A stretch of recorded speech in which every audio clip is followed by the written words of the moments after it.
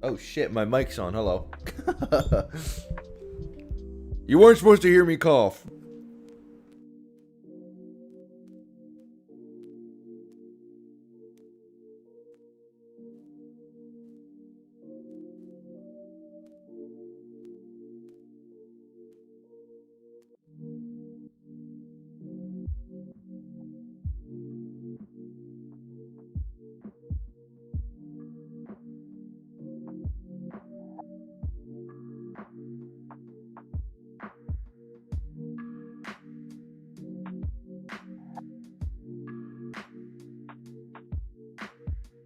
Oh fuck, my mic was muted again. Whoops. Alright, hello everybody. I kind of soiled the start. I didn't mean to cough and you guys weren't meant to hear me right there, but now you can hear me. We're starting early because of that. I got glasses, finally, if you couldn't tell. Well, a lot of you won't know.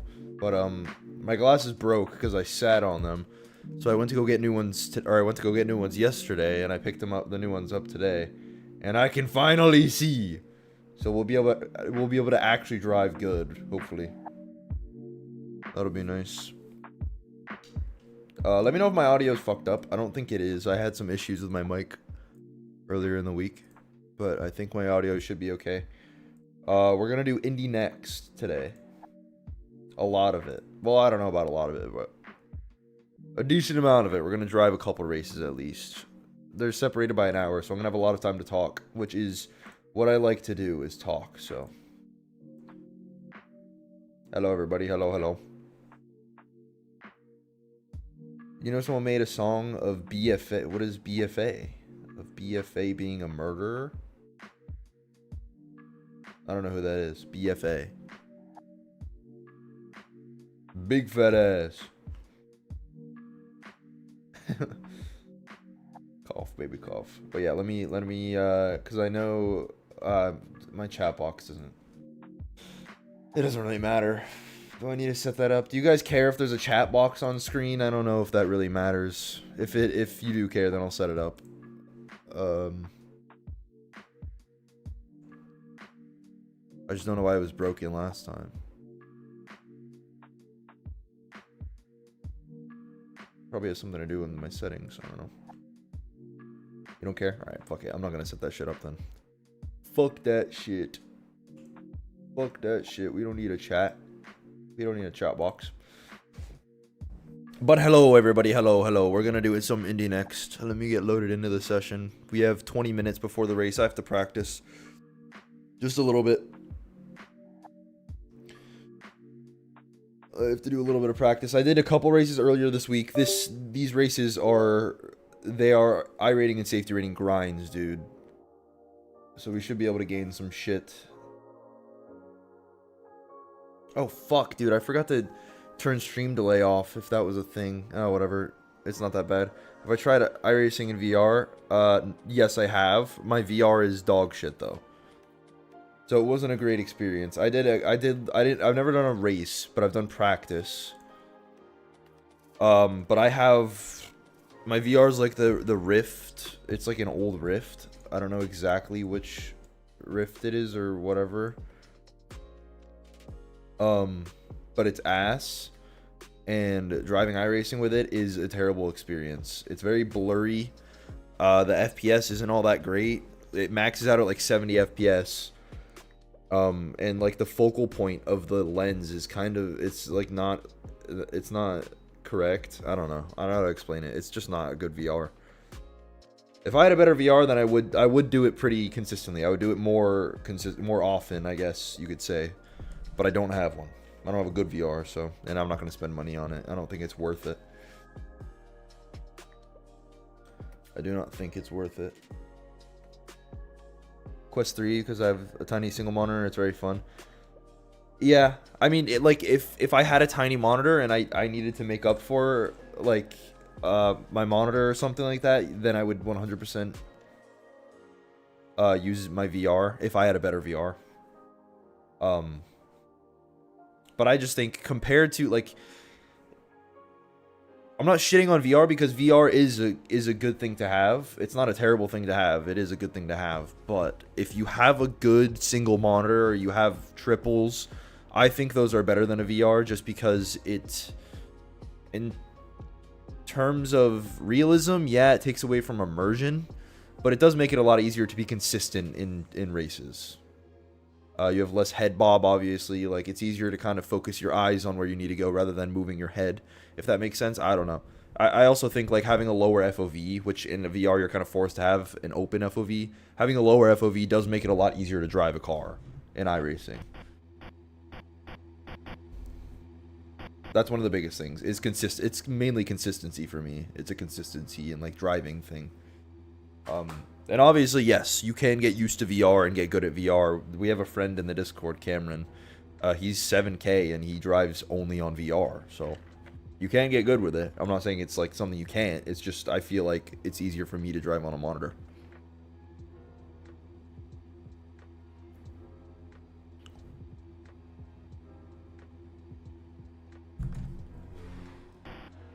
All right.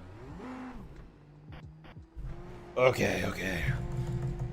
I'm excited. I'm really excited, actually, because I have to let this guy by. Hold on. I didn't need to let that guy by, but it's okay. I will. So I did a couple races earlier in the week. I'm excited to stream this, though, because my PC normally can't handle tracks like this whenever I'm in Discord, but for some reason it's only Discord, and whenever I'm like streaming, it can handle it perfectly fine, and I have like 100 FPS. And this is like my new favorite track on iRacing, because for anybody in here that doesn't know, this is my local track, actually.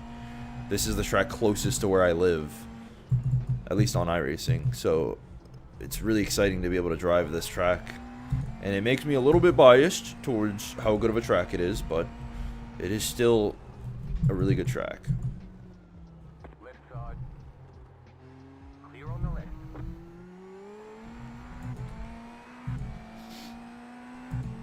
I should do T1 no brakes.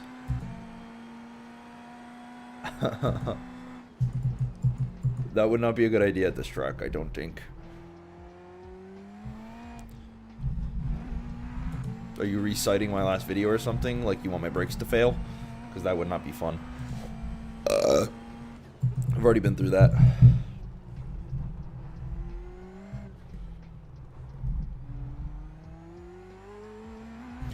Dude, it is so much easier to drive with glasses. I kind of underestimated how fucked up I was without glasses. I thought I was like used to it and it wasn't that bad. Like I was kind of vibing without them. And I thought it wasn't affecting anything, and maybe it wasn't affecting my pace, but it definitely was affecting how fast I was getting used to the track and like how easy it was to be consistent in a car. Because like now I can actually see shit instead of having to squint to see like the turn ahead of me, or to see my rear view, the smallest part of my screen. I would have to squint to be able to see cars behind me. Now it's nothing. Now that shit is easy.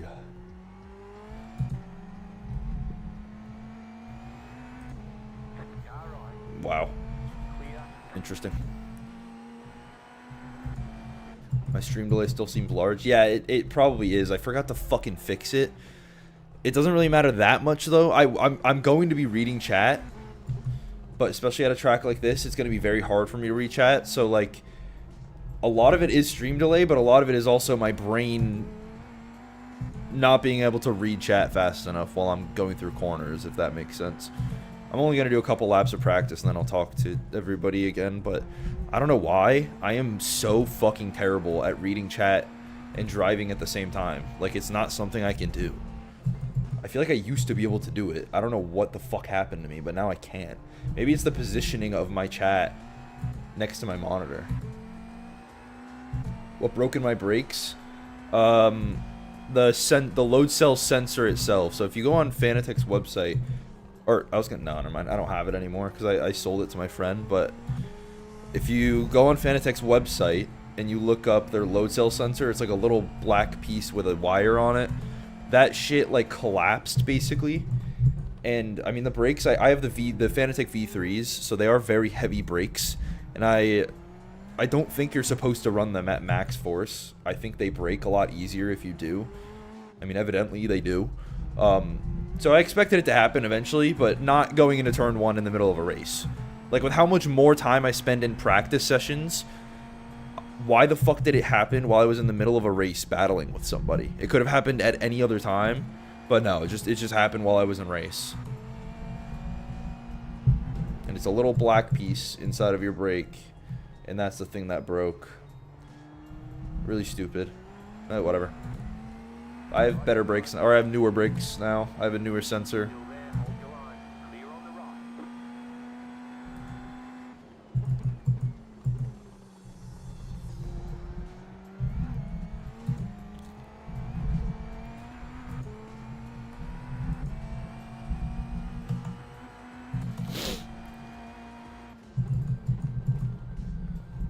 This race is gonna be really fucking fun.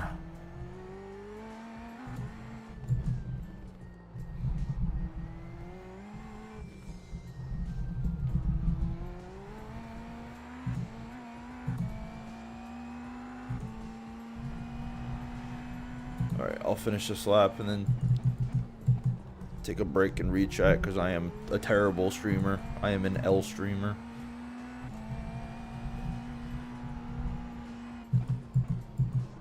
L streamer. Oh my god, I'm going so wide. It's fine. Good exit.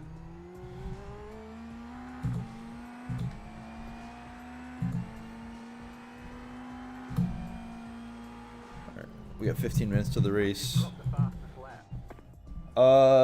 Okay.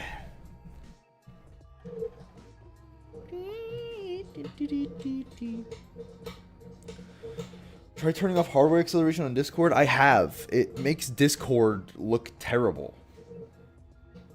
I could try it again, but I don't know steering split. How do the load cell do the load cell brakes or whatever they're called work? So the difference between load cells and normal brakes is a load cell is basically a sensor at the bottom of the brake where when you're braking, you're pushing on the brake itself, it's giving the resistance, and the sensor is at the back of that resistance, and it's kind of measuring how much force is being put into the brake itself. Whereas like a normal, let's say spring brake, I'm pretty sure they work with a like, it's kind of like, I don't know if they use like a laser sensor or something, like a normal sensor where it shows how much travel there was in the brake. The difference is pressure. So in a load cell, it's measured in pressure on the sensor. In a normal brake, it's measured in distance traveled by the brake. So like in my brakes, they're rated for 90 kilos. I probably run them a little bit less than that, probably like 80 kilos or something. So when I put it up to that setting, which is around 80 kilos, the sensor itself will register that 80 kilos on the brake pedal is 100% brake pressure. That's how a load cell works. And let's say like a Logitech pedal, the way that works is it measures how far down the brake pedal actually is moving to register the percentage. So all the way down is 100%, all the way up is 0. It's not measured off of force. And the difference is consistency. So on load cell brakes, you could push harder. It's kind of like a drywall you're pushing against. So you can't really feel the travel of the brake, but the sensor is still registering that you're getting all the way down to 100%. So the pedal doesn't have to be necessarily all the way down to the floor to get to 100% on a load cell, which is a lot better. It makes it easier to be consistent in braking, basically.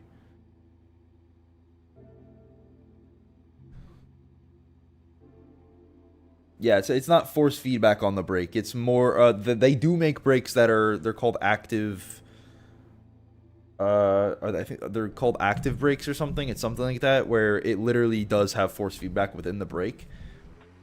So you could buy that, but it's way more expensive. I've heard it's really good, but normal load cells don't have that.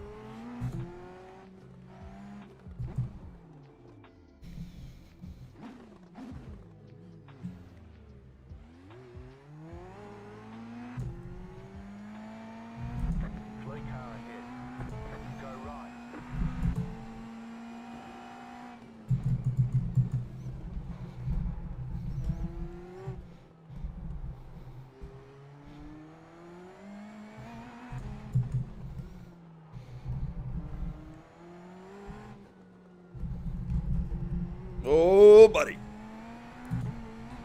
G920 for the win. Bro, they're good wheels. I just tried, my girlfriend's brother has a G920, and I haven't driven on a G920 since my old one, which was like years ago. And I drove on his, and I mean, they are dog shit compared to like my wheel, but they do the job, and they're pretty good.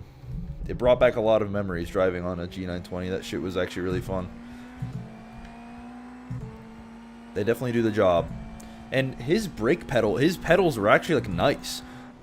I don't know if they updated them to make them better, like feeling, but the brake pedal actually feels really good compared to what it used to feel. They used to be shit. Like the pedals on the G920s were always like the limiting thing within like the whole setup. But his pedals felt really fucking good.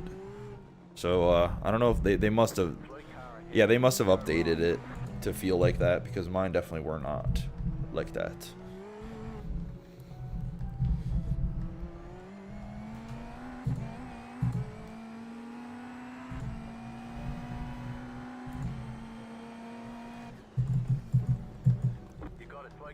Oh my god, dude. There's so many people crashing in this shit. Do you do any ovals? I don't take them seriously. I've done them. I own a lot of the oval cars. I don't own that many tracks. Any paid content tracks. I own like Talladega and stuff. But I don't do it seriously. I just do it for fun. My iRating on oval is literally 1000 iRating, which is like very low considering everything else. Basically, I do oval whenever I want to get drunk and have fun. Oval is my drunk thingy. Because if I get drunk and drove anything else, I'd probably get banned for some kind of intent wrecking. But in oval, turns out to be pretty hard to get banned for intent wrecking. I don't actually intent wreck, by the way. I'm gonna put that out there. It's just like if I make a mistake, which when you're drunk turns out to be more often than when you're sober. So. Okay, bye-bye, Cade. Thank you for coming in.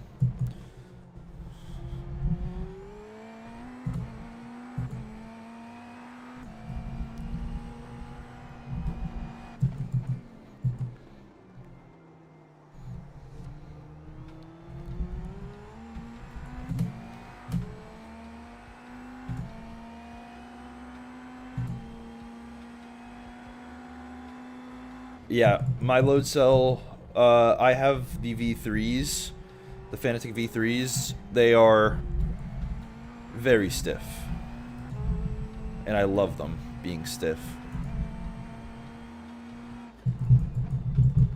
They also sell the performance kit, which I had 2 pairs of V3s. Because when I first got my, like, everything I have right now, I bought the V3s as they were my first ever actual good pedals.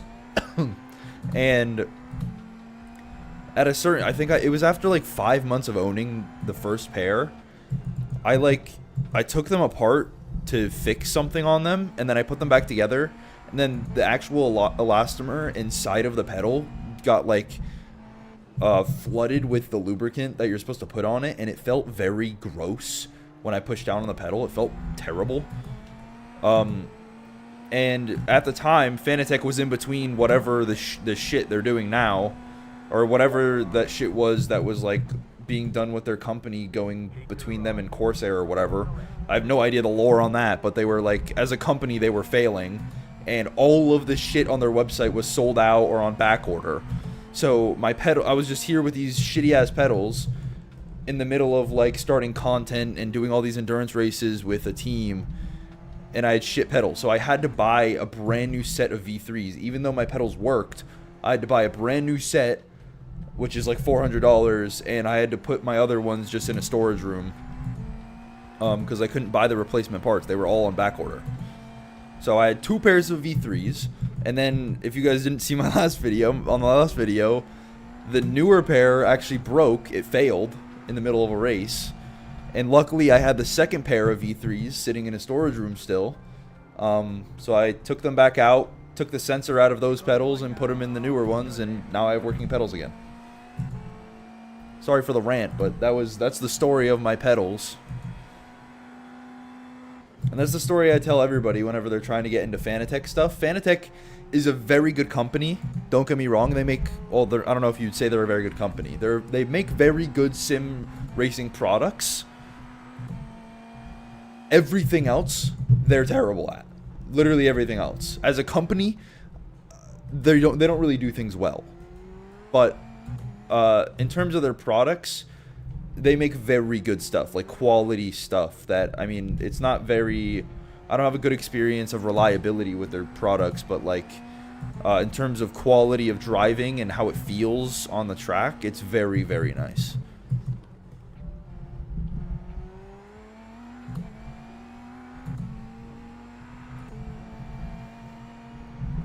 All right, this race is starting in 4 minutes. I'm just going to pull over.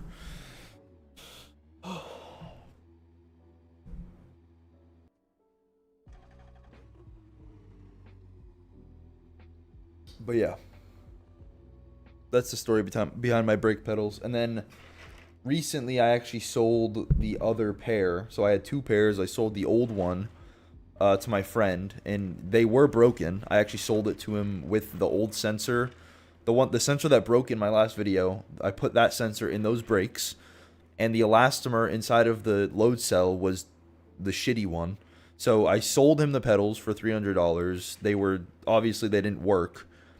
But I told him they're basically brand new if you just replace the elastomer with their performance kit and then you replace the sensor. And he replaced both and they work perfectly fine. He actually has better pedals than I do now because he replaced it with good shit. So yeah.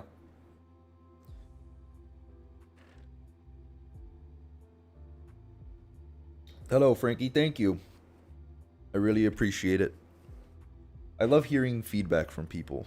Anybody that tells me, so like if anybody like says anything to me in iRacing or like just in Discord or something, I always tell them like I love hearing feedback from people and what they think about the videos and stuff, because like when I make videos, I'm not gonna say I doubt myself when I make them, but it's just nice to hear support on a video when I've been working on it for a really long time and I'm like doubting myself a little bit.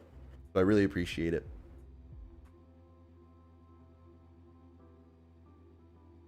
Do a flip? Pay me $100 and I'll attempt to do a backflip. I'm just kidding. I'm not doing a flip. I don't know how to do a flip. I don't even know how to do a flip on a trampoline.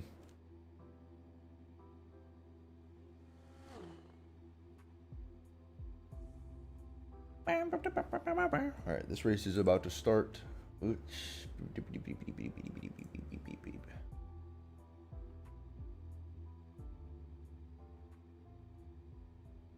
is going to be an interesting race. There's 25 people registered. I think that's just one split, which is low-key pretty good. There should be a lot of people in it then.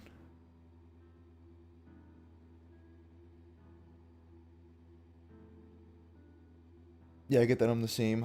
I just started YouTube. I'm so nervous. Yeah, it's a lot harder than people think it is. I'll tell you. I've been doing it for like a year now.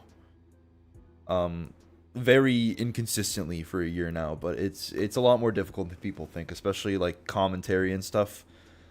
It's not easy to get used to talking to people like that, especially if you're not a public speaker. I'm not a big person on public speaking.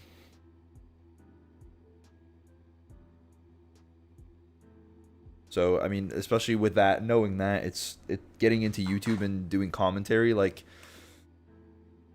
it's pretty hard.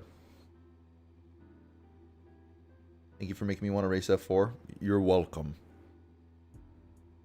Now, you have to work your way up to Indy NXT or Indy. Low-key F4, I mean, the car itself, the F4 itself, is a very, very fun car.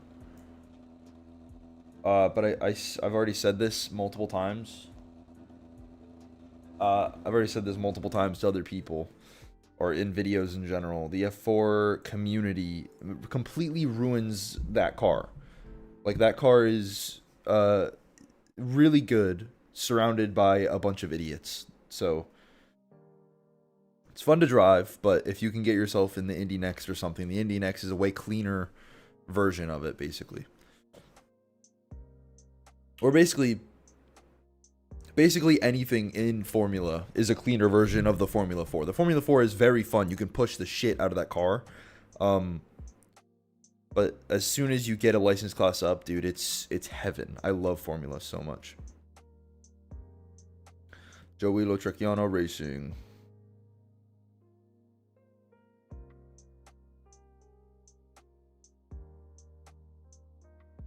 Yeah, it's I mean, it's different for everybody. For me, I'm not that nervous to have my face in front of a camera or anything. Like streaming, I also, so like 4 years, or it was probably 5 years at this point, before I started doing this YouTube stuff, I actually did a lot of Twitch streaming. It was like when I was in high school.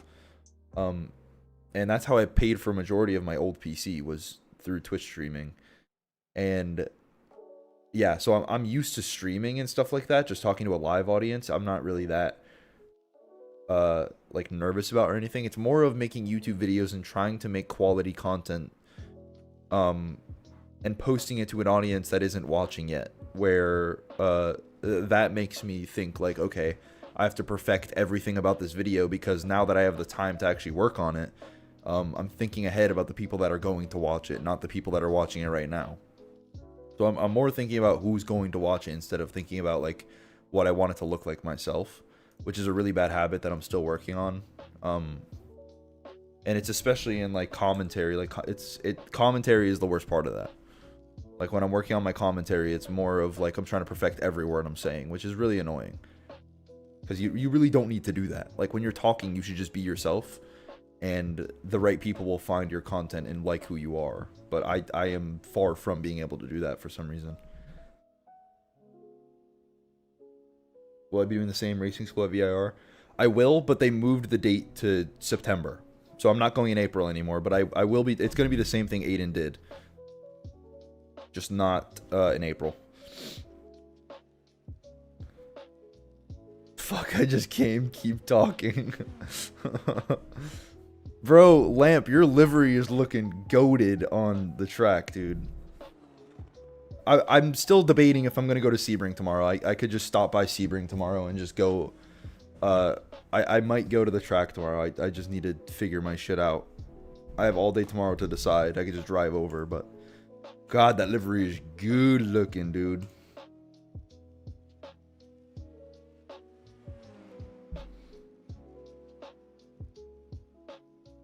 Working on some IRL helmets.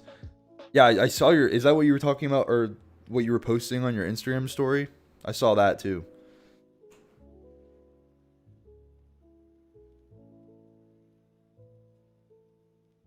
Shit looks dusty. Bro, I don't know why. It's especially during the pace lap and stuff. It's dusty as hell. And then during the race, it's not that bad. I don't know why. Look at that. What the fuck is that? Did you see that? Wait. Look at this guy's car. What the hell? That's dust. On a street track, by the way, in the middle of Florida, where we literally don't have dust. There's no such thing as dust. I guess there's sand, like on the beaches, but this isn't really near any. It's just in a port, or like on a bay. Ooh.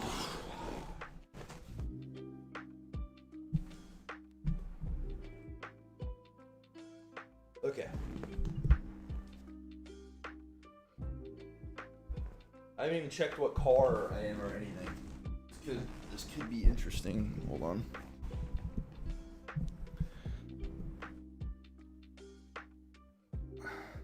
Everyone knows a bit cooked. Yeah. You thought I lived in Cali? You're probably thinking of Will. Will and Aiden both live pretty close to each other. $35 a gallon, bro. That's atrocious. I really hope it's not $35 an hour there yet. It is. It's $4 and four. Or am I saying an hour? I meant a gallon. I don't remember what I just said. But it's $4 a gallon here, which is pretty high for us. Like that one time, or it was during COVID. During COVID, it was like almost $5 a gallon. So we're getting there. Oh, my FPS might lag this race. This is an issue.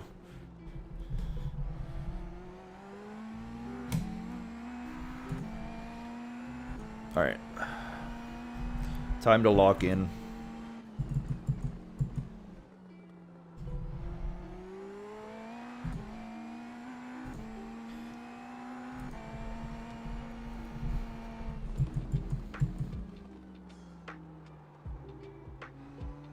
Alright, here we go. Green flag, green flag. Okay, here comes your first time lap.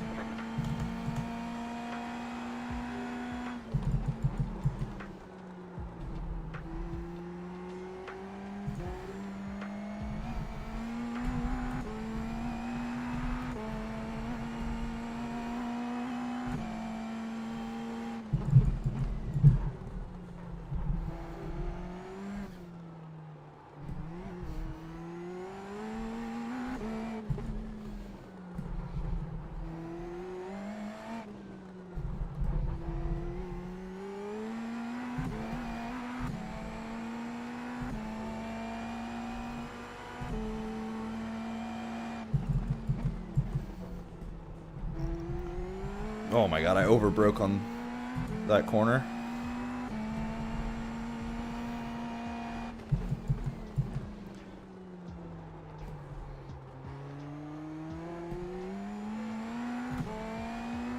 Not really the lap I wanted, just because of that one corner. Ugh.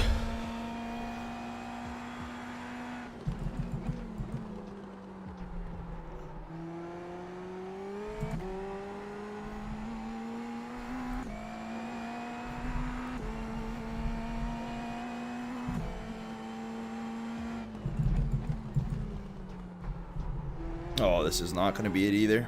Unless I can hook this up.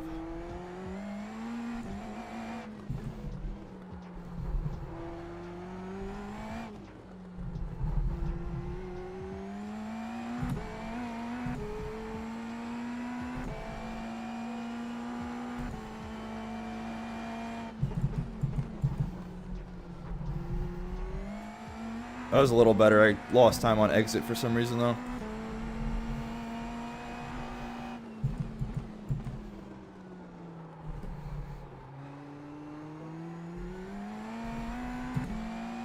I think I can carry more speed through the exit of there.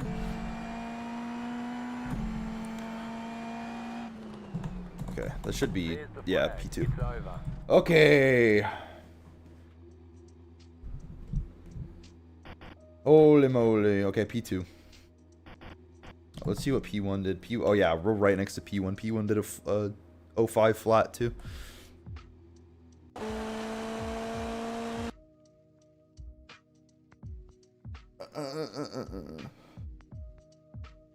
Yeah, that's gotta be sick, dude. Like, being able to see their livery on track and knowing you made that shit that's gotta be a wild feeling. That's gotta be crazy. That has got to be fucking insane. Yeah, Aiden told me you were going to Sebring too, so that made me even more excited to try to go tomorrow. But now that you're not going, maybe I'll reconsider. No, but I seriously might. I might try to go tomorrow. I for some reason just don't know if I'm going to or not. Hair grew quick. Yeah, I know. My shit is a mop now. I need to get a haircut. And my sister is normally the person that cuts my hair, and she's moving to Colorado in 2 weeks, so I'm gonna be out of a barber, which is not ideal. Is that Jaxer? Jaxer's in here? Vamos! The heck is up, brother? What did you say? Like a... Oh, like a cha-cha-gia.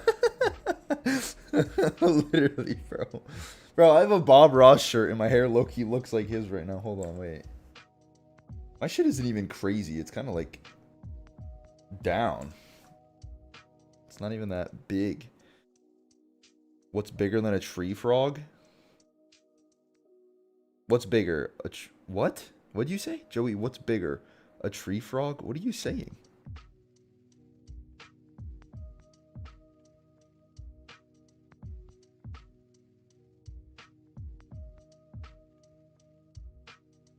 Andy Blackmore asking me for files for the spotter guide.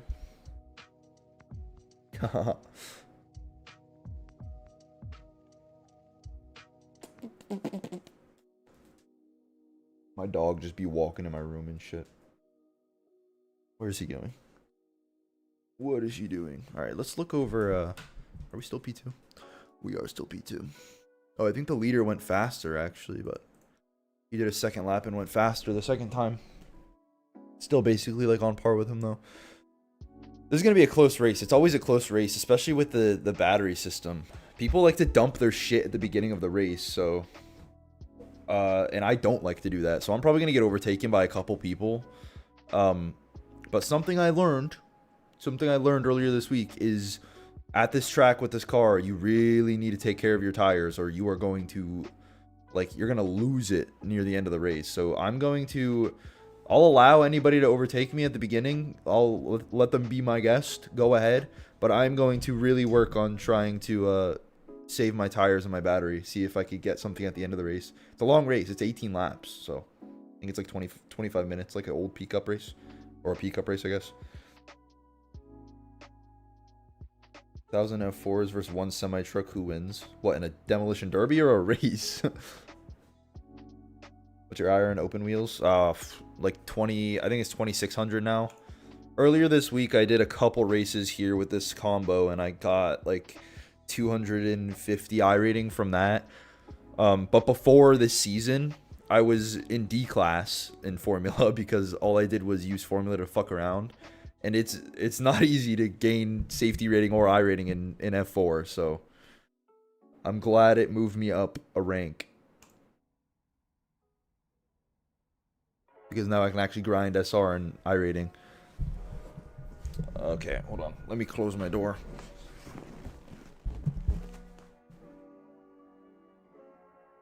Okay.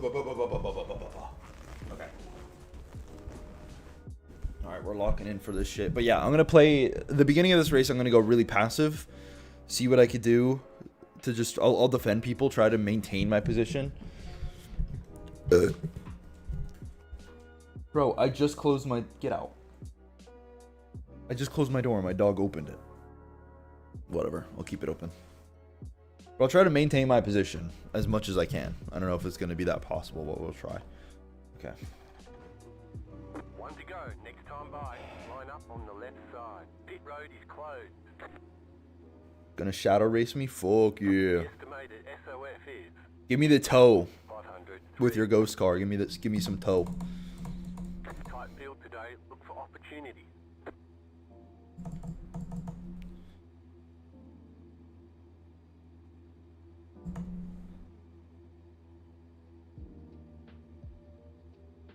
Oh yeah, I know. Especially with both of the Indy cars, bro.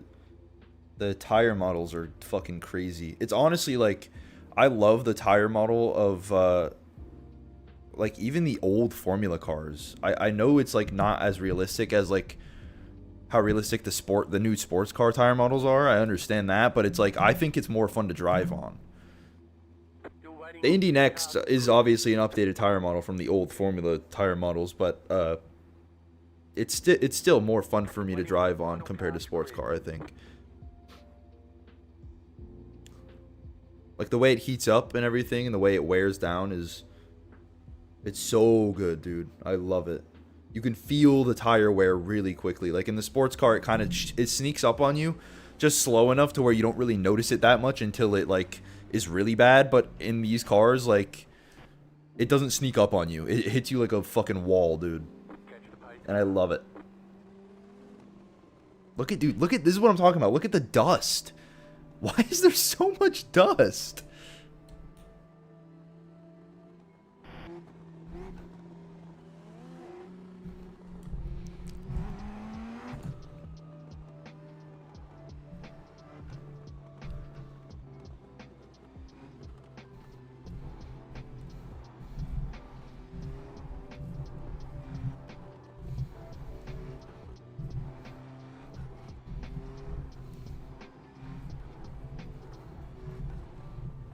And like the dust is mainly here in the pace lap. It's not even really there in the race.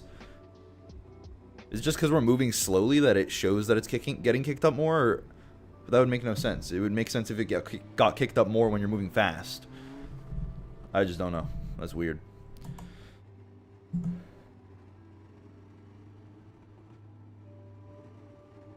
Yeah, the Indy NXT is like the most dangerous Formula car. Oh, no. Super Formula. Holy shit, dude. Super Formula is like definitely the most dangerous, I would say. But in terms of like I think the Indy car feels more safe to drive than this car. The Indy car has more power. And you would think it's like way more dangerous to drive and like more slippy on the throttle, but honestly, this is worse.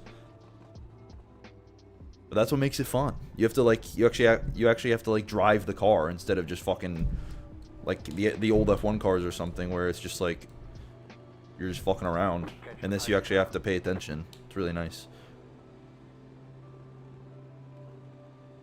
This guy's probably gonna go early. He's letting the pace car go pretty far. About to go green. Stay focused. Post car is off. Time to do your job.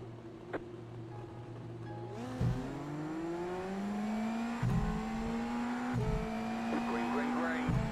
I'm on the outside. This is not safe.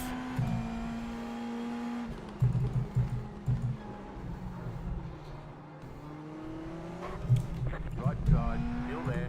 Nice. I really hope I have a front wing. Still there.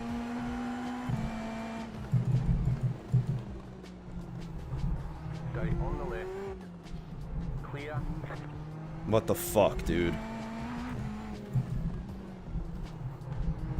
I think I'm fine. I don't think I have damage somehow.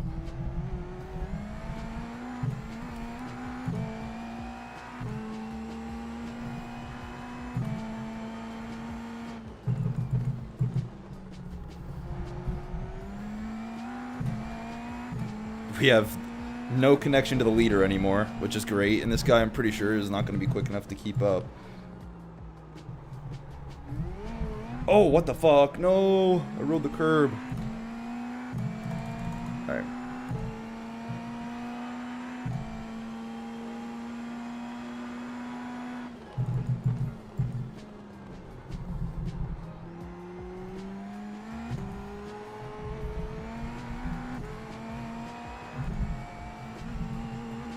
I'm just gonna keep focusing on maintaining my tires. I have a big gap behind, so I have room to do it. I'm gonna just stick with this guy as much as I can while maintaining my tires. Any slip you get on throttle is going to hurt you later on in the race, so I'm just gonna really focus on very progressive throttle inputs.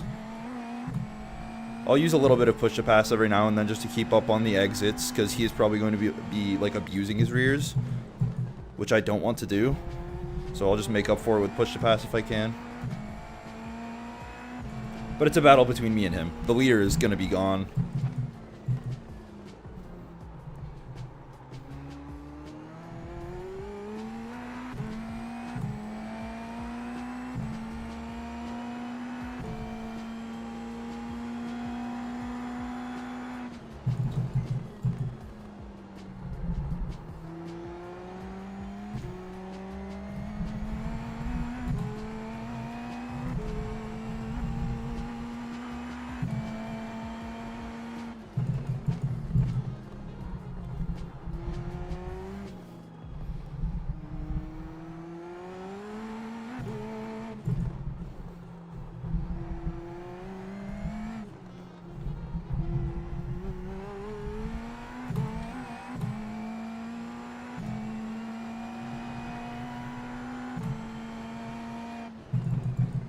Yeah, there's definitely going to be a race between tire management. I'm interested to know if he's using any push to pass right now. I think he could be, because he is pulling away pretty decently on the straights, and it doesn't seem like he's getting that much better of an exit.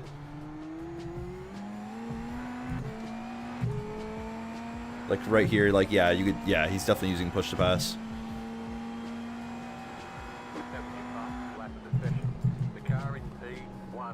I'm gonna try to play it smart. Try to get him to drain it more than I can. See if I could get him later.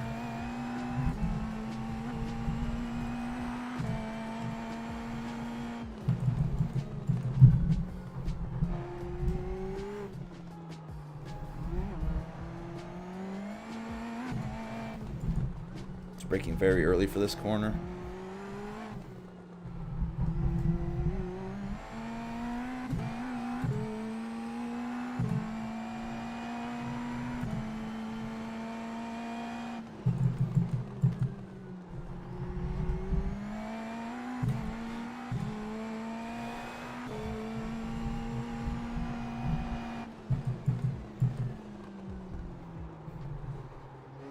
Got a little slide there.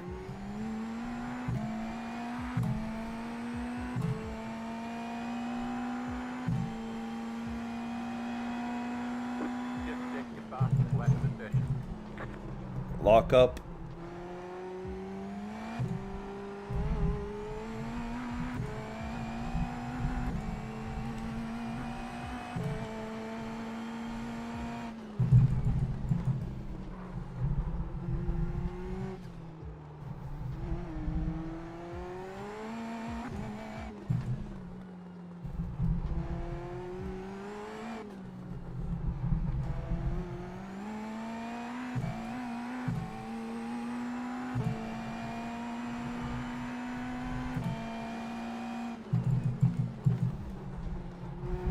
Oh no, don't hit the wall. Holy shit. Oh my god. Clipped a little bit too much of that curb. Not supposed to do that. Alright, now it's time to catch up a little bit. While still not killing my tires, and I just killed them a little bit.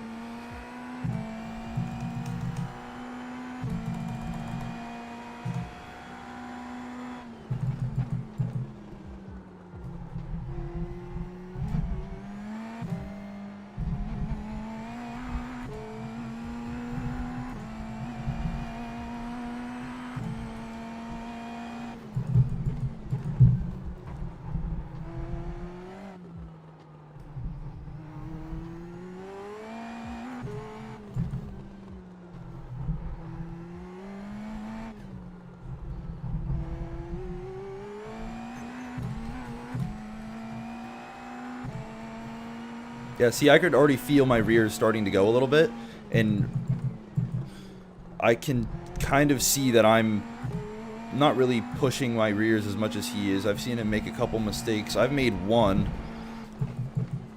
What is my dog doing? No, dude, please. No. Please go away. The leader did a Bro, oh my god. 5.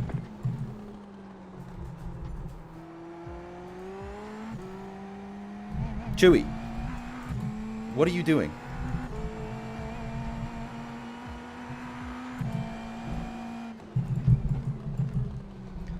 My dog's in my room, and he's probably fucking with something, and I can't get him out.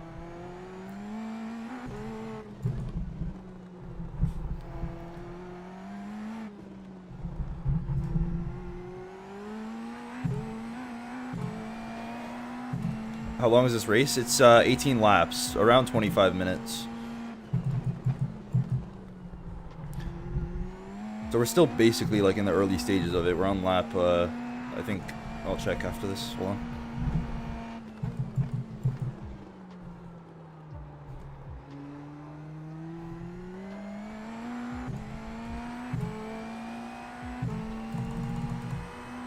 Yeah, we're going on to lap 8.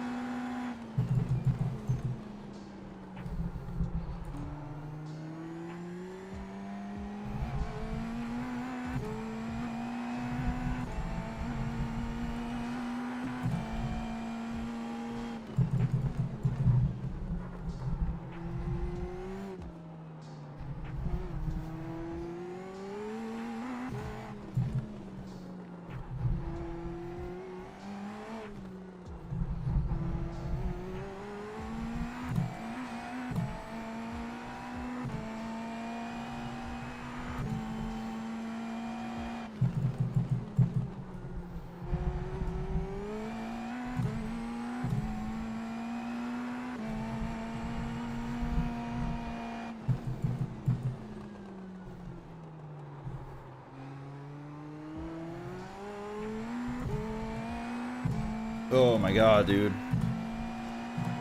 I think we're catching him. Not by a lot. Great job. Time to go. I don't know whether to start pushing now or if I should just keep playing it patient to keep my tires. I'm trying to push without using much tire, but I'm kind of like in an awkward in-between stage right now where I should like, where I'm like not really pushing fully, but I'm not saving my tires. So I'm kind of wasting my tires while not really on the pace I could be, just because I'm kind of hesitating on what I should be doing. So I think I'm just going to start pushing. I am gaining on him. I can tell he's getting closer. The leader is just gone. Not really worried about him. Just hit that fucking curb again. There's no way.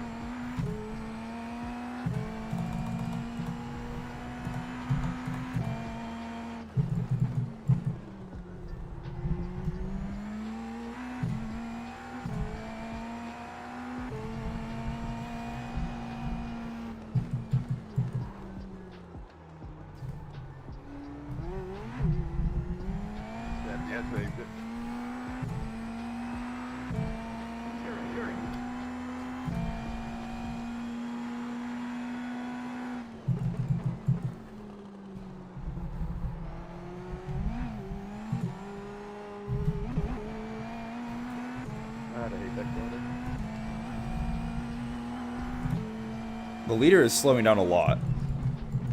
Now at this point what I'm thinking is going to happen is this guy ahead of me is hopefully going to catch him. And maybe they'll start battling and bring it back even more to me. I am catching both of them, but I'm catching the leader quite a lot more than I am P2. P2 I'm very even with. I'm kind of making up time every now and then, but not really. The leader looks like he's making some mistakes. Like that one. Now I just lost all my time.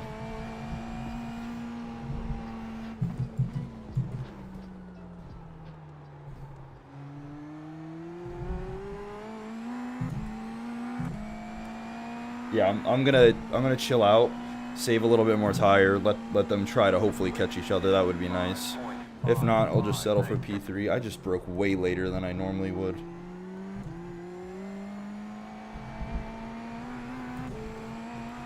But I'll just chill out for now. Oh, dang.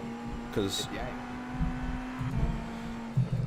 I'm not going to catch this guy up ahead unless I push my shit beyond what it's going to want to be. My tires are going to be done by the end of the race. They're already basically fucking done. I'm also running out of push to pass. I think I have like 15 seconds left or something. Yeah, I have 10 seconds of push to pass, so I'm in a really shit position right now, to be honest. I'll kind of pipe it down a little bit. Hopefully just something comes to me. Oh, no. Oh, dang.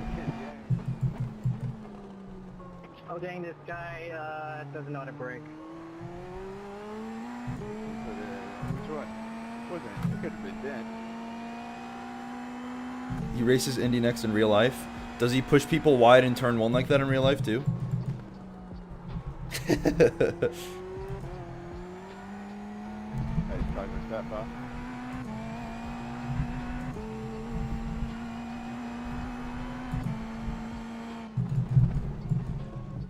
What the fuck? Why did I brake early there? What am I doing?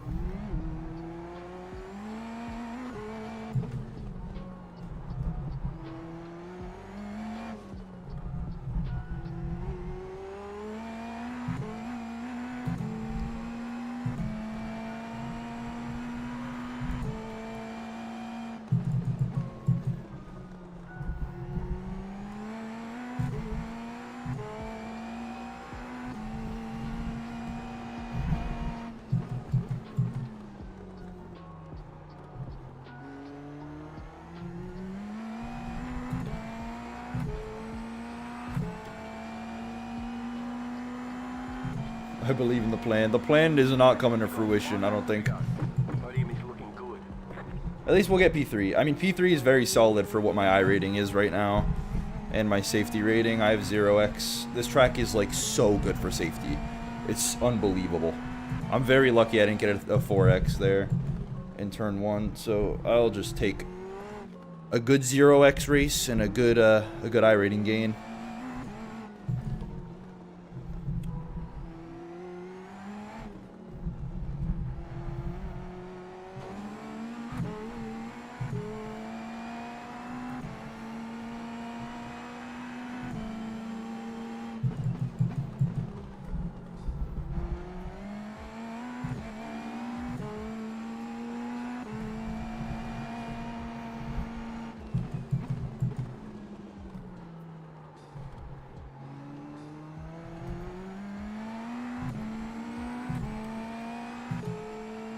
Oh.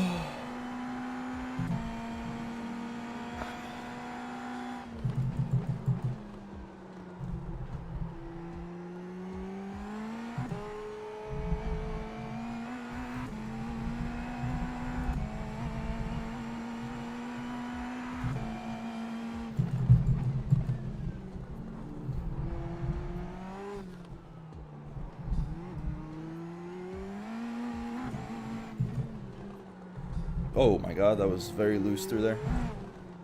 Yeah, I don't know what Yang was complaining about there. Homie braked in turn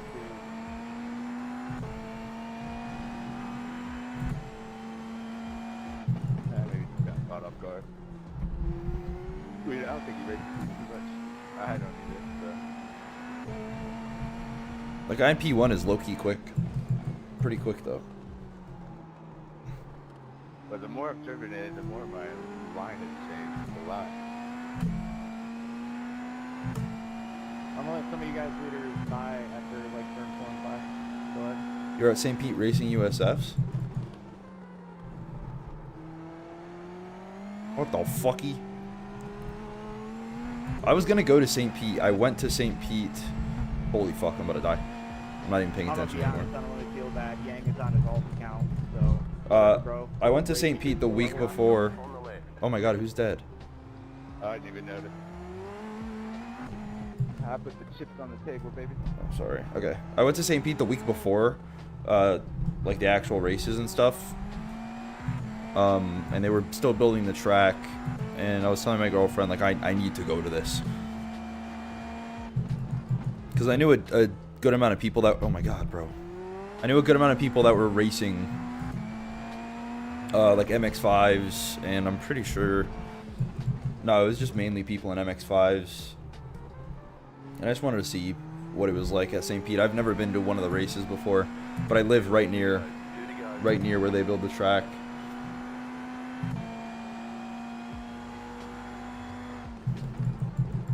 It's another bucket list race I need to go to.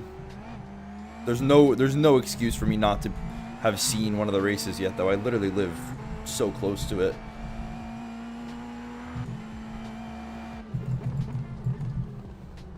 I've been to like every other actual like race in Florida.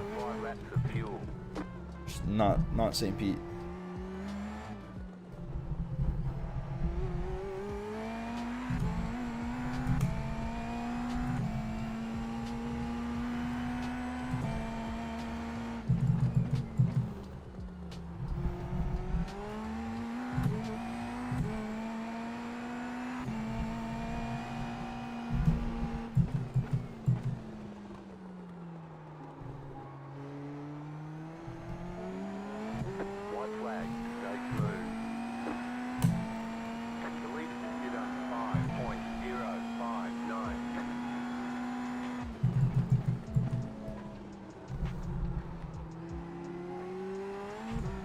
I don't know how I got that one.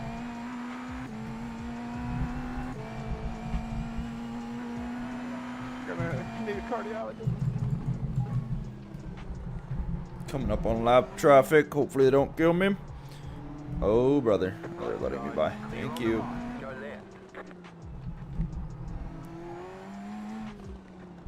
Alright, well, I mean, this was a pretty good race. Those two at the front are really quick. What the fuck?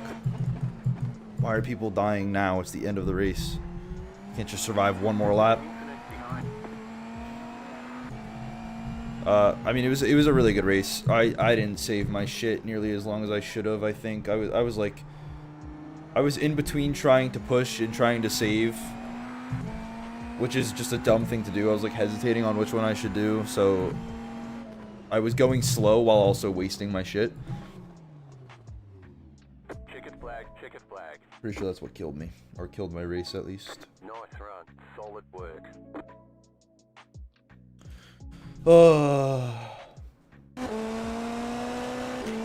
Bro, I gotta see this race start though. This shit was wild. I mean, it wasn't wild, but it was a little interesting, I would say. Little interesting, I would say.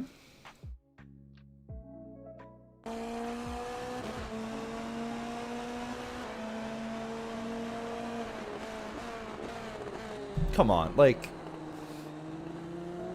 what are we doing, bro?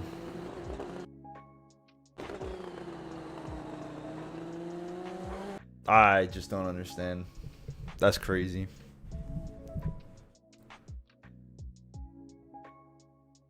I mean, I can't even be that mad about it because honestly, like, if we did continue to battle, maybe he probably would have come out in second right ahead of me anyway. But this is just really stupid. This is like, it doesn't look as dirty as it seems, but this is like, where he's aiming at the apex right here. This is already like a really dumb thing to do because he's going to be overslowed after the corner exit, which means he is either going to completely just, he's either going to slam into me, carry all of the speed he normally would into the corner, and slam into me on the exit of the corner, which is exactly what he did, or he has to completely overslow after the apex to actually give me room, and I would get the inside anyway, and I would have P2, and he's slowing both of us down for no reason. So this is just a stupid move in general. Especially since somebody said this is a real life driver. I'm sorry, but like, come on.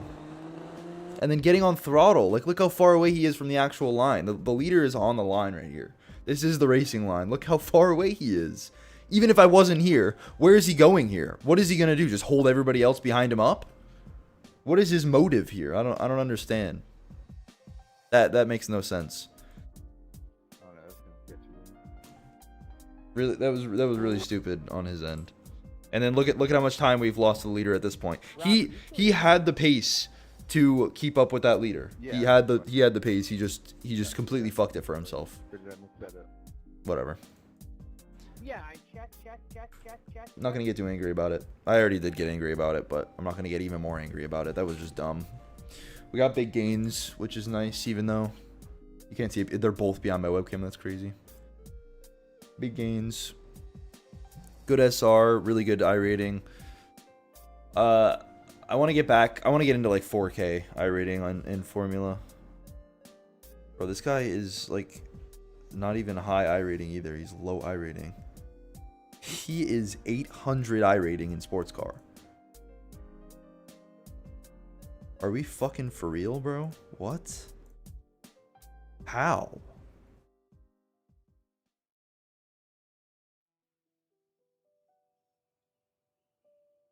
$800?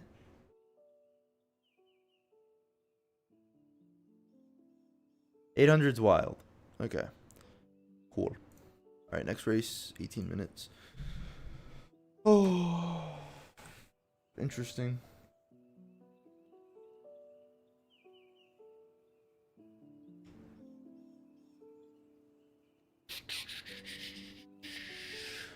For me, I feel like open, you get better feedback. Yeah, the cars feel really good. Like in GT, I feel like it depends on the person driving it, because in Formula you have a lot of you have a lot of things that you need to learn, like invisible grip is a very big part of Formula, especially with higher downforce cars, which is a really big learning curve. Like, let's say you were going from sports car to Formula. sports car doesn't really have that much invisible grip, which is like aero grip. Formula is like basically like, I would say like 65% invisible grip, which is basically like making the driver just have to drive the car like unrealistically. Like it feels like you wouldn't be able to drive the car like that, but you have to. Which is one of the biggest issues, or not one of the biggest issues, but one of the big things about Formula and people getting into it at first and why people struggle with it. But like, personally, I think Formula is an easier car to drive, or it's an easier series, or yeah, it's an easier car to drive in general, at least in iRacing, because you can feel the car more. In sports car, it's a lot more numb. There's a lot more things going on that like my brain just doesn't really comprehend is happening. Like ABS and TC, like yeah, there are Formula cars that have that, but I mean, not really. But ABS and TC is like such a stupid concept to me in racing, because like it's a computer fighting against you, which I understand it's a safety thing, and in real life, yes, you do use it to your advantage, but in iRacing, it really isn't that advantageous to use ABS or TC. Like maybe ABS, but like TC is just, it does nothing but make you slower. It just makes the cars easier to drive and more numb to drive. I don't know. The races are going really good, actually, or not really good, but they're going decent. That was the first race of the day. Other than that one move into T1, it was just boring. I was just driving with nothing happening. Hopefully the next race is a little bit less boring. But it was good gains, at least, so. Get the Valkyrie on iRacing? Oh, God. That's actually a good question. I don't know. I never really thought about that car. Some of the cars I've been waiting for, or not waiting for, but like thinking they would add, but they haven't yet. The Lamborghini GTP. I understand if they don't add it now, but I was wondering when they were going to add that. The Lexus GT3, that was a big one. Like, I don't know why that's not. Obviously, it's a iRacing licensing thing, but the Lexus is like it's an older GT3 car. It's been around for a really long time. I'm surprised they got the licensing for the Acura GT3 car before they got the licensing for the Lexus. It's kind of insane to me. I don't know why, but I don't know. I don't work for iRacing. I just drive it. But the Valkyrie, I don't know. That's a good question. Maybe probably in a couple seasons, I would assume.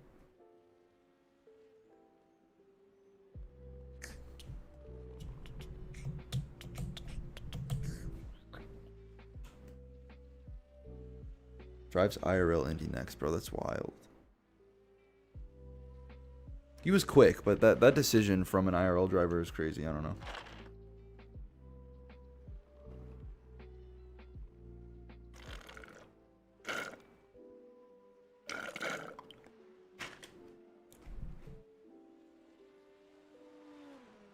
All right. Let's get some practice in.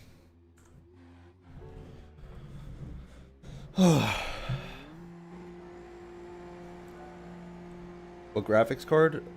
The 5060. It does the job. It's not amazing, especially with like all the new graphics updates on iRacing, but it definitely does the job.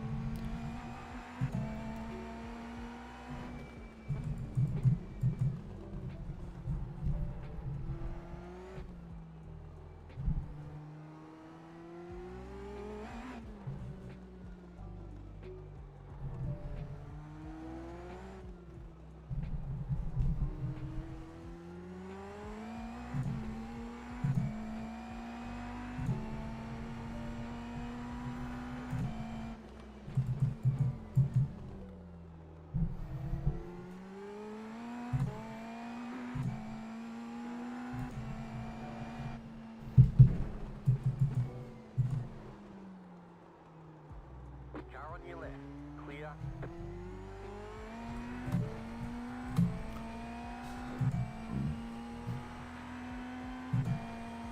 Yeah, for next race, I think I have to just drive smoother is what I need to do.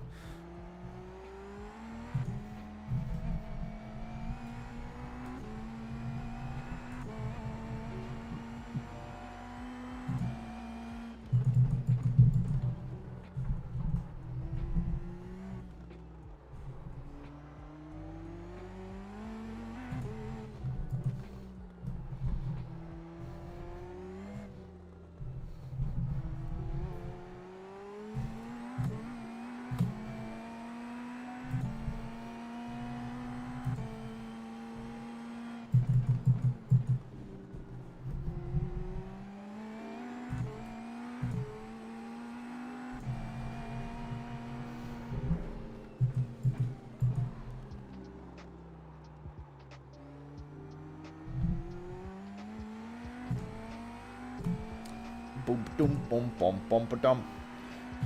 Brakes working now? Yes. I had 2 pairs of the same brake. And I sold my old ones had a working, what the fuck? A working load cell sensor.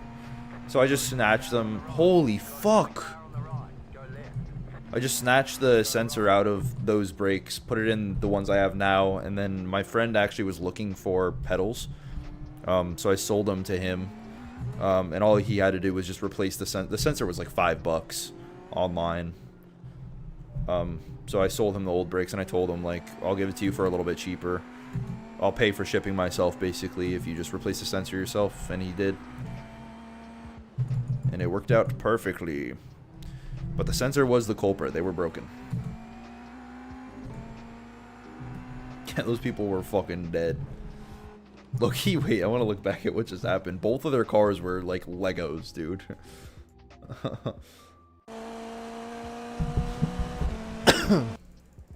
Let's see.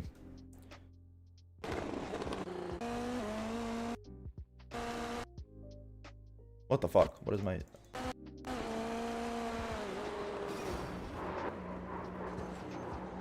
Well, there you go. Interesting. If they aren't friends, that is an interesting choice to defend that.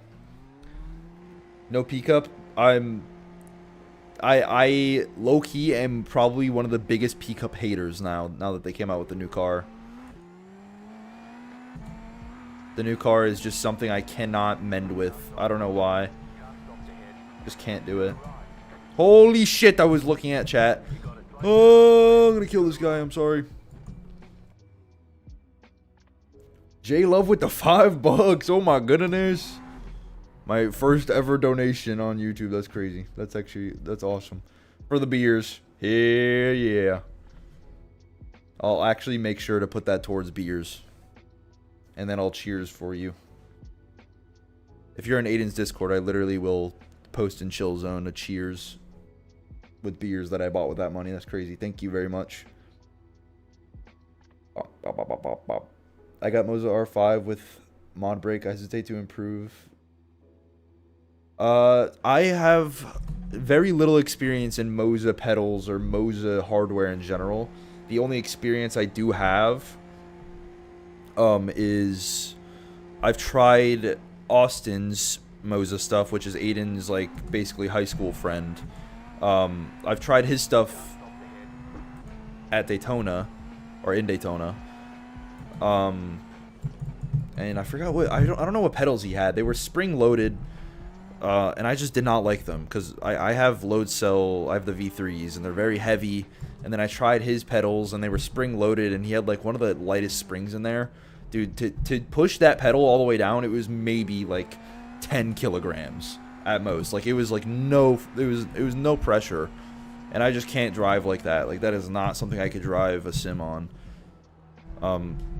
So that's my only Moza experience, and I low-key hated it. But that is also because I was trying, like, probably a cheap pedal.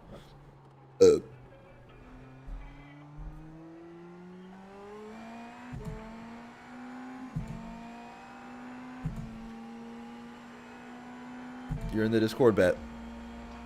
I will send a picture of me cheersing beers that I will spend that money on. Thank you very much. Whoa, whoa, whoa, whoa, whoa, whoa. Okay, I'm not even paying attention. I'm just gonna chill here and see if people hit me.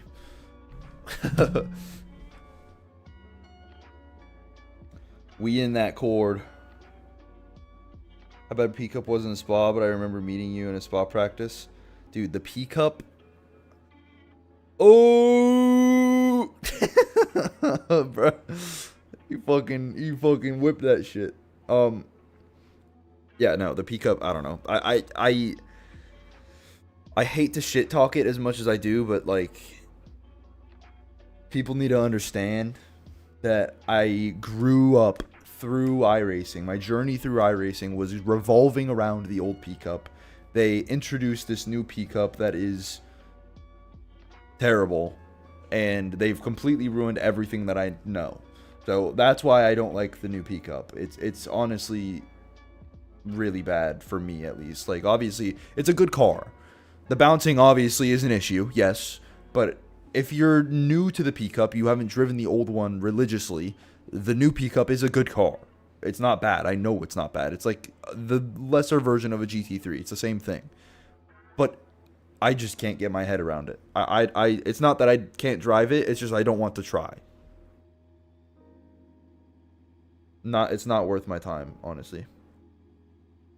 Max 30 kilograms. I don't. Moza doesn't give an actual value. Just lets you set the 100.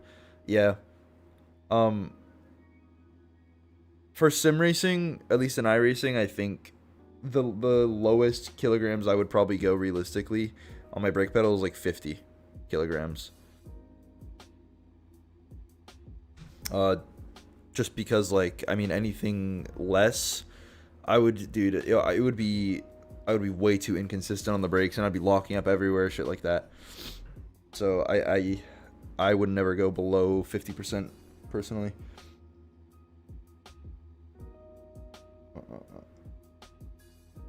Start with the old pickup for a couple months. Yeah, the old pickup it's definitely better. I think it's better. GT3s. I don't drive GT3s unless there's an endurance race where I'm on a team that's driving them. I like GT3s, it's just like I'm not in love with GT3s to where I'm going to be driving it as much as I drove the old pickup. Like I wouldn't really grind the GT3 series, really. Maybe I would at some point, but not right now, honestly. But I do like them, yeah. I do enjoy them. Is St. Pete worth buying? Yes. St. Pete is very much worth buying. It's a very good track.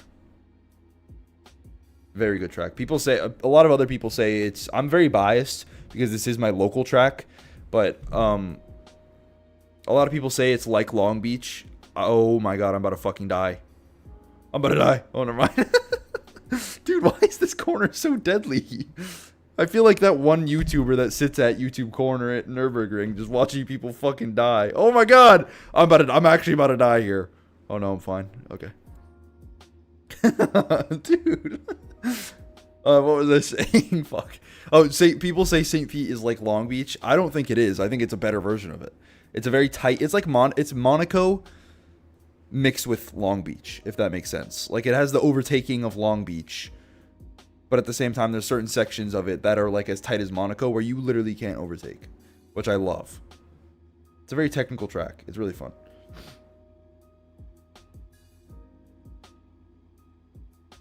I've heard they fixed the front end. I've heard it. I do need to drive it after the update. I want to see what the differences feel like.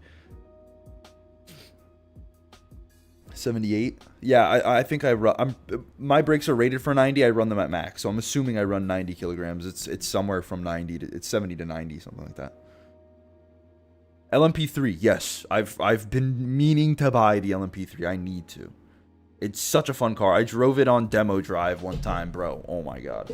And then everybody keeps saying like it's a very fun car, and it looks like a fun car. I could tell. I just, for some reason, I'm not gotten around to driving it yet. I don't know why.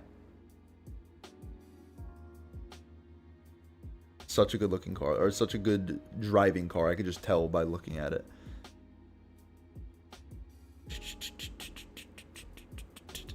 Ding, ding, ding, ding. Hard to go back to GT and pickup for me now. Yeah, I don't know. I'm trying to find something new to start loving. Like, I loved the old pickup, and Formula is sort of there. So I'm trying to get into like Indy is what I'm really trying to get myself into, is getting into Indy. And so far, I mean, I like it. I really do enjoy driving the car. The racing is but the driving itself is really fun, so.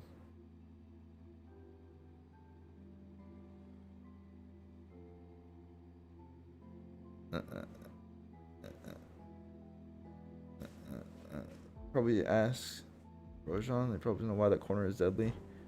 I mean, yeah, this corner up here, the one past that bridge, yeah, I know that one. That one is deadly. But this corner right here, this braking zone, I didn't think this many people would crash here. But I guess they do.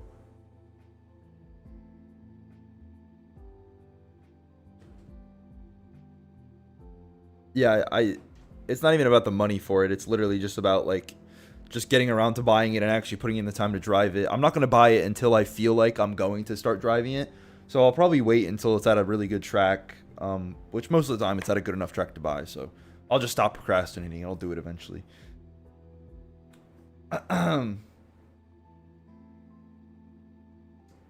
Looks amazing on board. Dude, yeah, this track is really good. It's really, really fun. Sebring is peak. Sebring 12 is tomorrow, and it's like a 2.5 hour drive for me. I'm still debating if I should go to it or not. Just send it and like stop by for maybe a couple hours. But Sebring was, I don't know what my favorite track is anymore. I don't know if it's this or Sebring. But it was definitely one of them. Or it's definitely one of them. I'm also very biased. For some reason, I only like tracks that are in Florida, and I live in Florida. I don't know if it's because I live here, or if it's because the tracks in Florida are just that good. But whatever it is, I just know these tracks are just the most goated.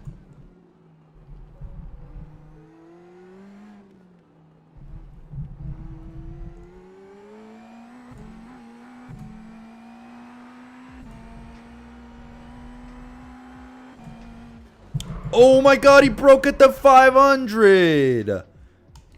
What the heck? Okay. Alright, I'm gonna not practice. The race starts in a minute. Front wing is damaged. Bruh, what the fuck? Downforce.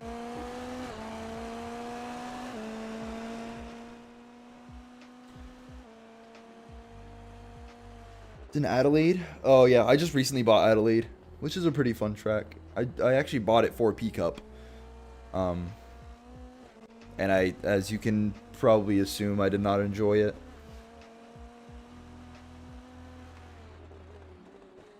Oh, next week is at Sebring. Okay, next week is probably when I'm going to bite the bullet and do it then. I think that's going to have to be when I do it.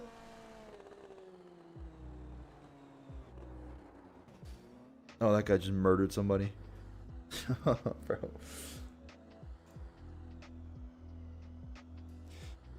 Yeah, dude, the Indy NXT is so fucking good. I need to check where it's at next week. Oh, it's at Barber. I don't have Barber. That's low-key buns, dude. What? That sucks.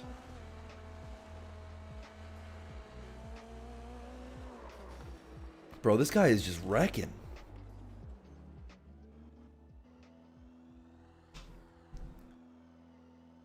Do you and Aiden share the same opinion on the new P-Cup? No, we don't. We actually share the exact opposite opinion. I will say, though, okay, so Aiden, he likes the new P-Cup, right? He drives it. I've never really heard him say he loves it, right? But if we talk about Aiden in the past, when he was driving the old P-Cup, when we would drive that together, he was addicted to it. He would always say, like, I love this car. I love this car. I've never heard him say that with the new P-Cup. So I don't know if he's just coping. Because it's the P-Cup and he can't go away from the P-Cup just because it's like it's the same thing with me where he like came up through iRacing. He can't go away from it. Or if he actually genuinely just likes the car. I don't know which one it is. Maybe he could tell you that, but I could tell he doesn't like it nearly as much as the old one. But he definitely likes it more than I do. Because he actually drives the car. I just can't get myself to drive the car. So.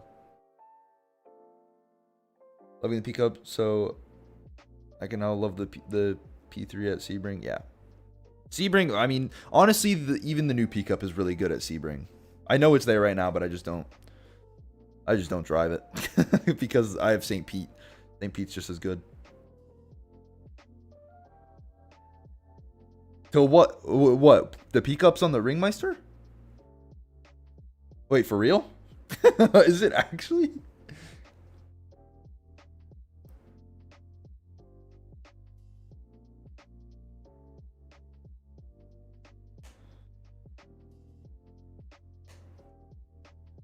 I might buy Barber.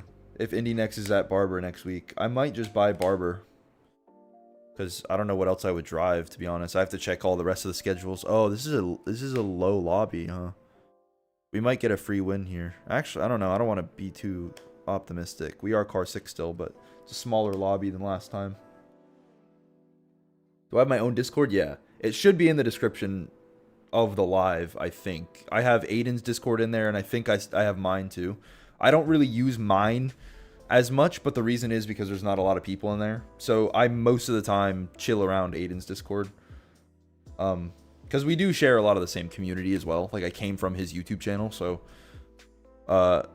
it's nice to have my own channel or my own Discord, but I mean, we might as well share the same Discord because everyone's in there already. But eventually, once I build my Discord up a little bit more and it actually becomes a little bit more active, then I will start to be active in there myself. But for now, I'm just chilling in his for the most part. I do need to clean up some stuff in my Discord.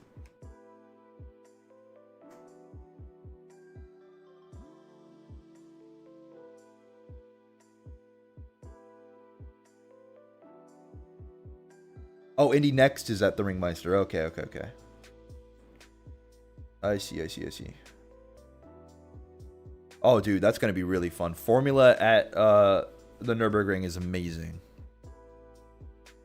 Because it's a car that's not even meant to be there, but, I mean, it's amazing.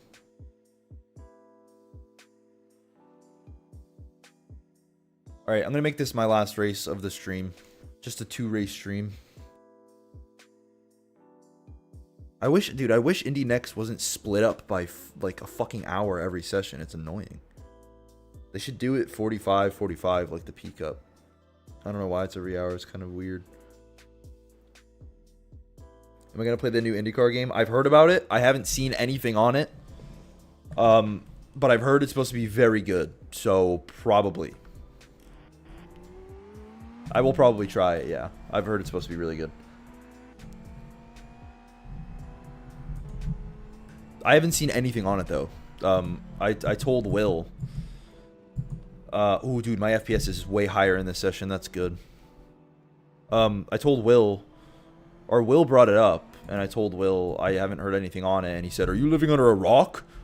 But I genuinely, like, even on social media, I have yet to see anything on that sim. Well, let me turn down the music a little bit. The music's a little loud. Okay. Alright, this first lap's gonna be slow as shit because I didn't warm my tires at all, but that's okay. Alright, let's go for some quali. I'm gonna lock in for a little bit. Yeah, my tires are freezing. This lap isn't even gonna be anything. It doesn't matter. It's a small field. It should just be a battle for the top 3 or something, top 2.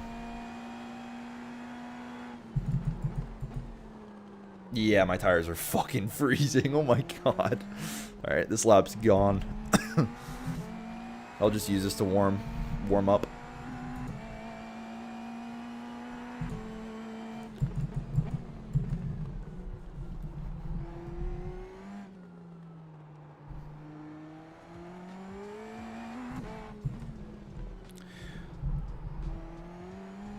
I think this section is where I'm losing most of my tires in race. I'm getting the most deg. I think it's because I'm kind of overdriving that section. Everywhere else I feel really good in terms of tire deg, but those 2 corners are just not good.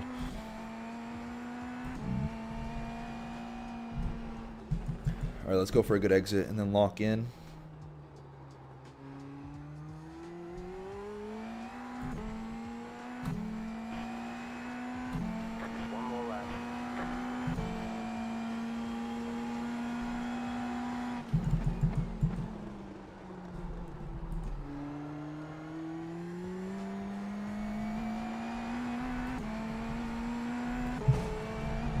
That's crazy.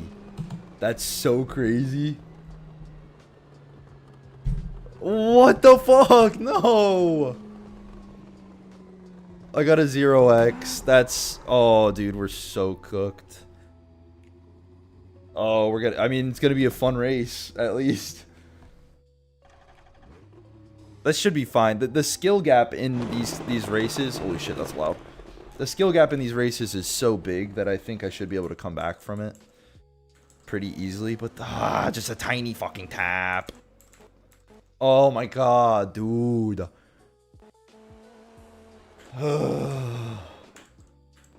That turn 1 felt really nice too. Like this whole section.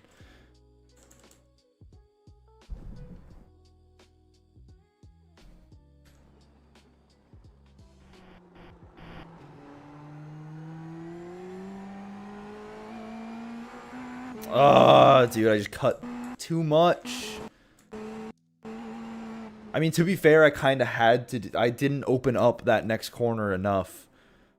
I did kind of fuck myself. I probably wouldn't, regardless if I opened this up a little bit more, or if I didn't turn in that early, I probably would have had to let off somewhere here, because I was kind of on like a collision course with the wall. I didn't really open it up nearly enough as I should have. So it's probably going to end there anyway. Fuck, dude. Whatever. It's going to be a fun race now. I'm still only P3 anyway. Oh, yeah, dude. P1 is a 106.1, dude. Car 1 hasn't qualified yet. Yeah, we should walk away with this, which is... I honestly don't want to walk away with it, but it looks like we might just overtake everybody and walk away with it. They're not going that good on pace. Ding, ding. Faisal, hello. Hello, Faisal. I'll probably get the trailer for the IndyCar game and go around Indianapolis. Dude, while we're waiting, I'm going to look up if there's, like, some kind of thing I can watch on the IndyCar game.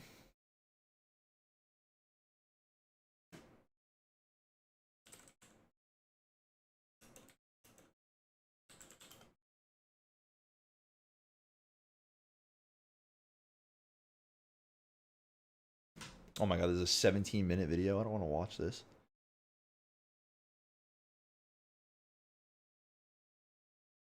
Is there a trailer?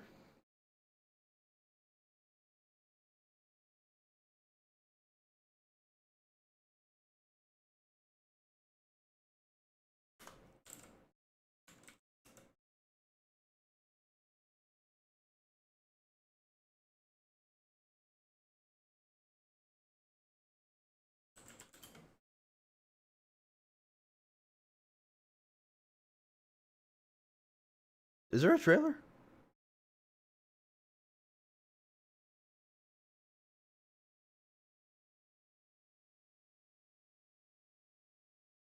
Doesn't look like there is.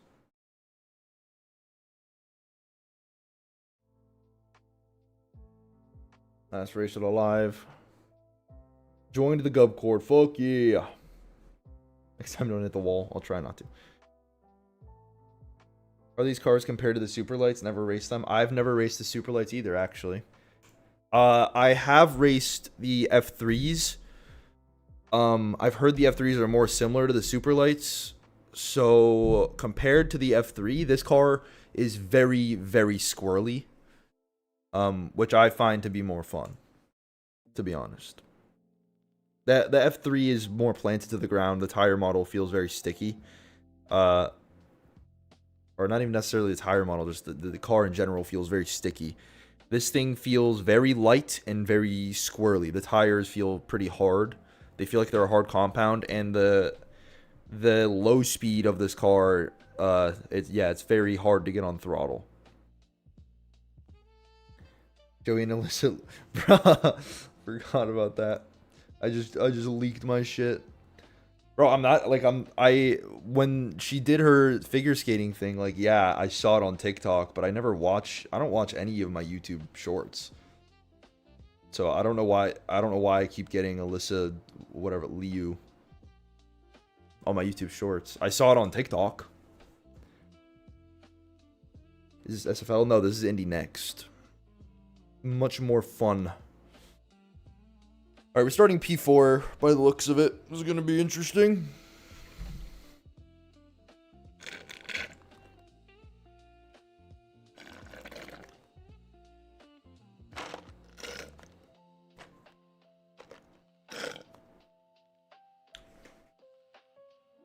Reading the Formula scene. Yeah, these are they're very frustrating, especially if you're new to Formula. Or new to drive. If you're new to driving or even new to Formula, these are very frustrating to learn. But if you learn this car, every other Formula car will come pretty naturally, I think. This car has a lot of the challenges other cars have. Next time by, line up on the left side. Or this car is more challenging than most other Formula cars. It feels very similar. The fundamentals are all there. So if you learn this car, and you transition into another Formula series, Take opportunities. you should find it pretty natural. At least is what I would think.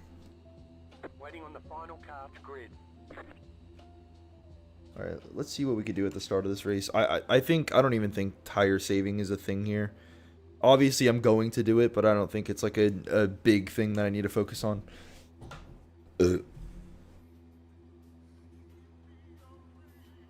Because she's bad.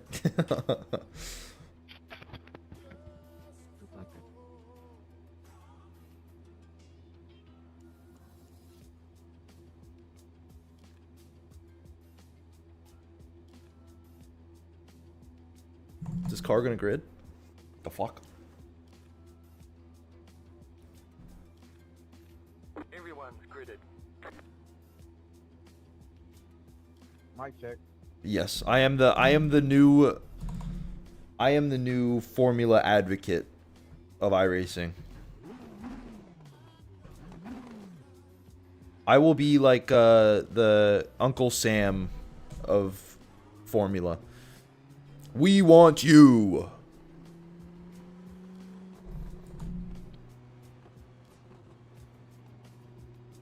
Because, I mean, what other fucking car, what sports car am I going to enjoy as much as Formula at this point?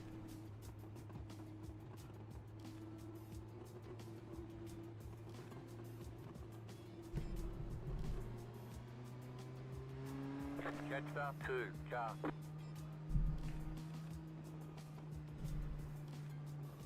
Alright.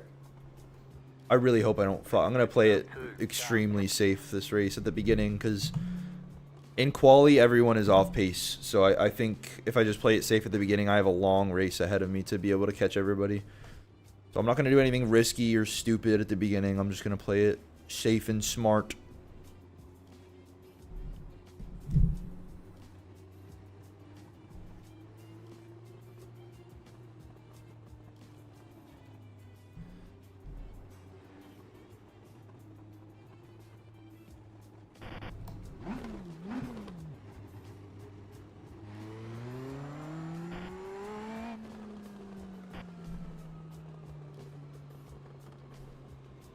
Baba booey, baba booey, baba booey.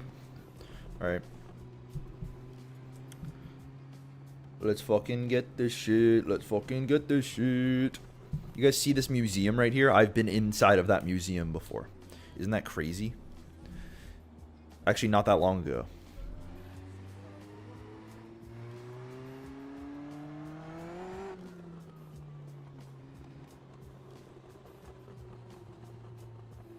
Yeah, that is true. The LMP3 almost feels like a go-kart. It's like a very stiff. It feels like it has no suspension.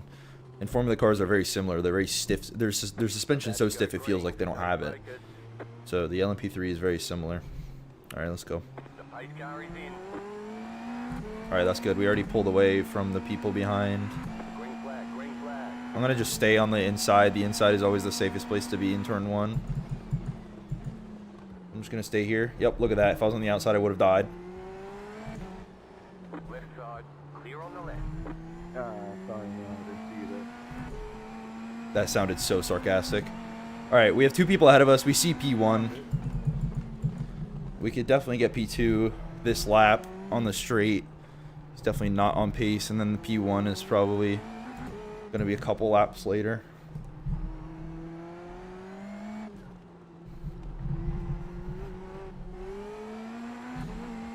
I could probably go for it after this corner.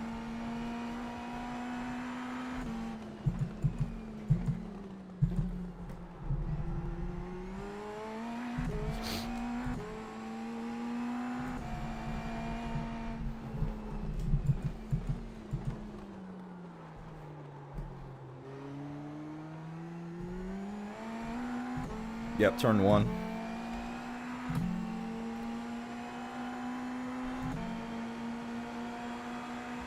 Car on your left.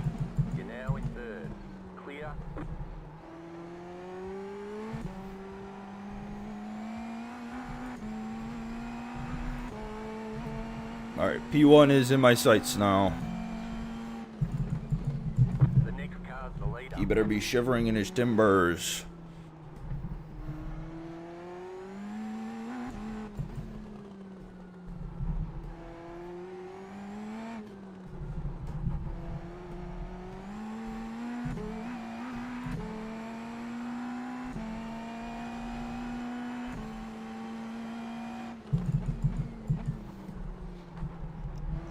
Oh.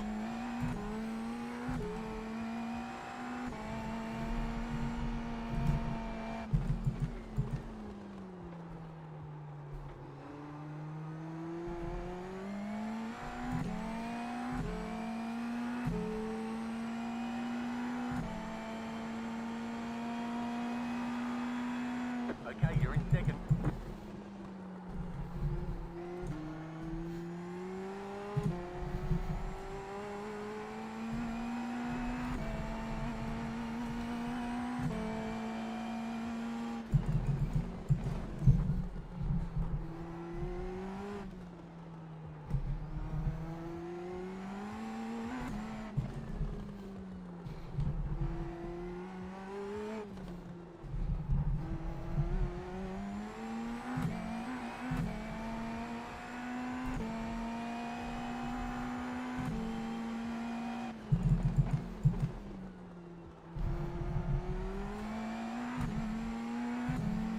What wheel am I using? The base is the Fanatec Gran Turismo DD. Right side. The wheel is the Formula V 2.5. Left side. Still there, hold your line. Clear. You've got the fastest lap. You're in first.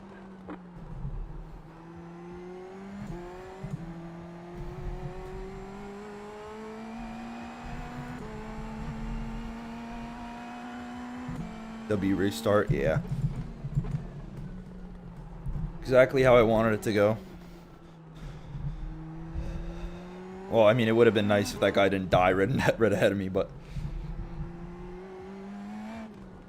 Now we just run the rest of our race. Lotus 79? Bro. The Lotus 79, don't even get me started. That is a car that deserves so much more hype, but people just aren't going to drive it because... I don't know why. I don't know why people don't drive it. I think it's just because it's an older car and it's not really seen in, like in terms of, like, real-life races and races being streamed and, like, special events and stuff like that. Obviously, the Lotus 49 is not going to be there because it's an old car. Or the Lotus 79, I mean. But, it's definitely a car that deserves to be driven. I think just not a lot of people know about how good it is because they don't see it in real life. Which I think that's one of the biggest reasons why, like, GT3s and stuff like that are so big in iRacing, is because IMSA is a big thing. So a lot of people see it and then they want to drive it, and that's why they're big on iRacing, at least I would assume. But then that also brings up a good point. Why isn't F1 that big in iRacing? Is it just because it's a boring car to drive? Or it's a race? Maybe I'm contradicting myself here. I don't know.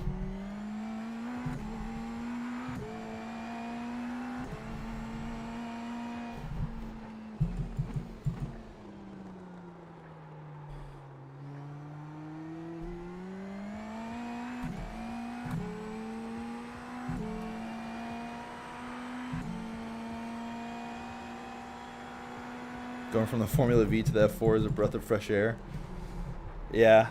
Don't sleep on the Formula Vs, though. The Formula Vs are really fun cars to race. To drive, not so much. They're really boring. But to race, they have really, really good racing. Really close racing. The slipstream is, like, abnormally strong in those things, unless iRacing fixed it.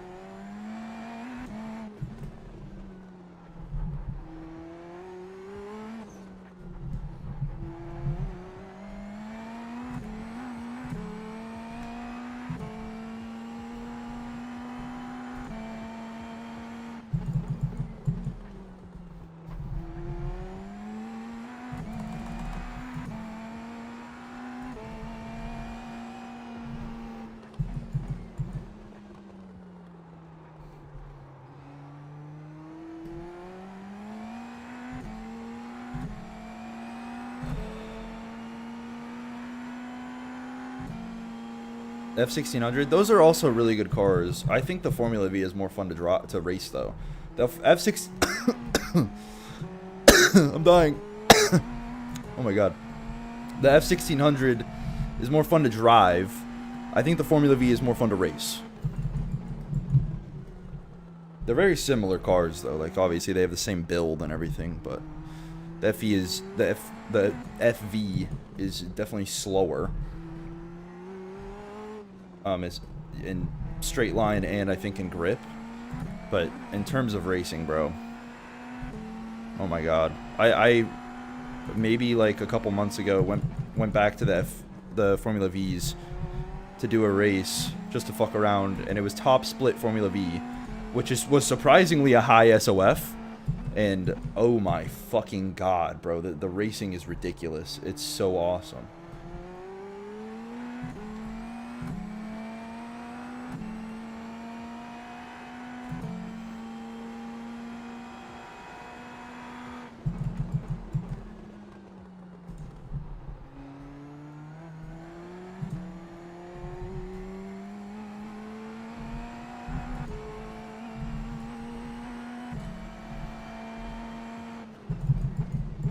Bro, I might have to do another race after this, because this is not very fun. This is just boring. But if I do another race, I might start from the back, just to make it interesting. Because, I mean, as much as I am grinding, I also want to have fun. So I might just do a race where I start from the back. We'll see. Still undecided.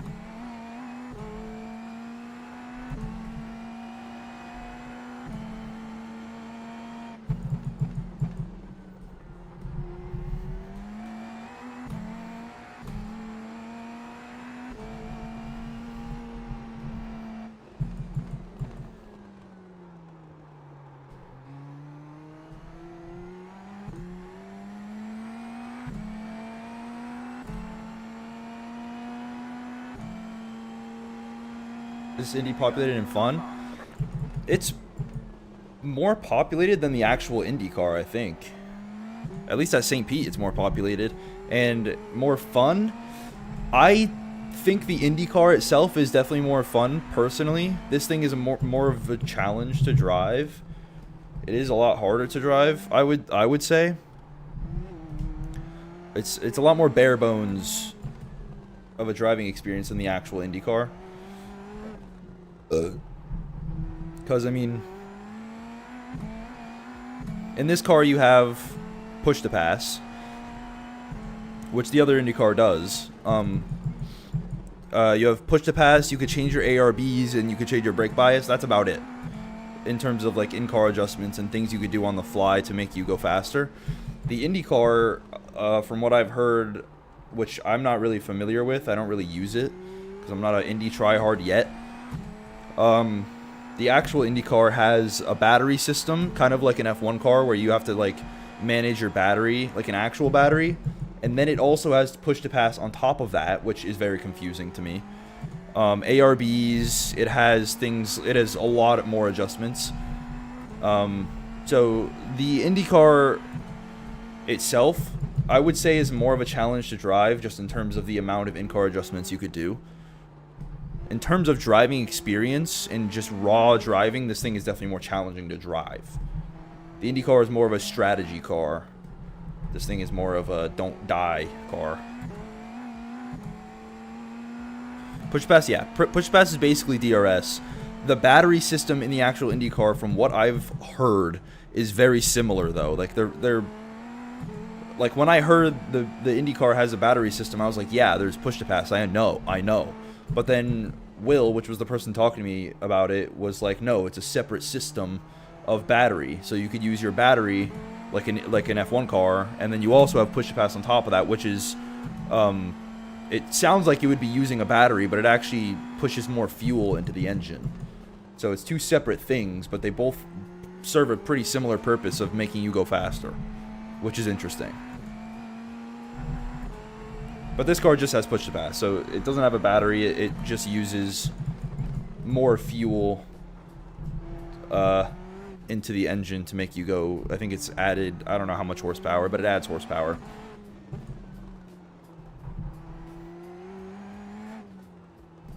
But then, like, in terms of like suspension and like actual chassis in-car adjustments, the IndyCar has way more. There's a lot of things you can change in the IndyCar on the fly, which is very hard to understand. It's kind of a learning curve in itself. Kind of makes up for the fact that the car is a lot easier to drive just based off of raw pace. So maybe that's what pushes people away from it as much, because it is a lot more of a like advanced level of driving where you're adjusting in-car things to win a race more often than you're just winning the race based off of pure pace and push to pass. Because I mean, this car is already difficult enough. You're driving the car, which is already difficult, and you're trying to save your tires, which fall off very quickly, and you're also trying to save your push to pass for a good enough time to use it. Like, you want to save your push to pass for moments that really need it most, not just push it as much as you can, because you only have 65 seconds of push to pass over the course of 18 laps, so you can't just push it around every corner. So this car already has a decent amount of strategy in it, but the Indy car is just like 3 levels above it, so maybe that's why it gets a little bit less participation. Both of them are very fun to drive though. IndyCar, more fun to drive, less participation. This is still very fun to drive with more participation.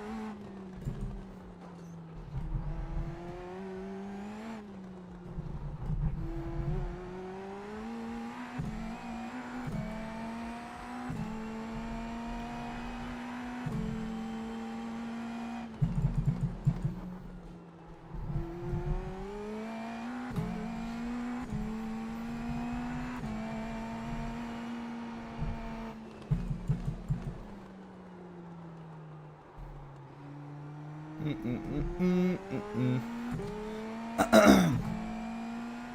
you get a set amount? Yeah, you get 65 seconds. So that's what I'm saying. Like, it is a strategic car still, but it's nothing compared to the IndyCar. IndyCar is a different beast.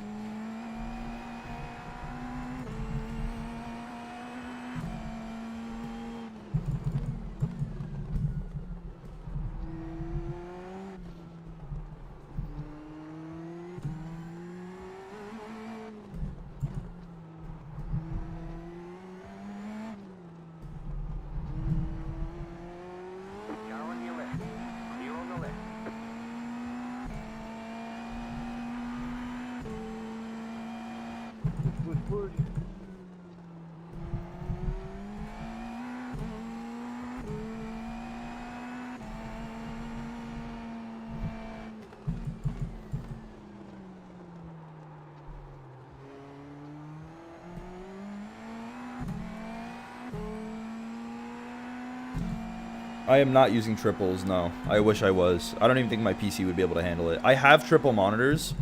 I do have 3.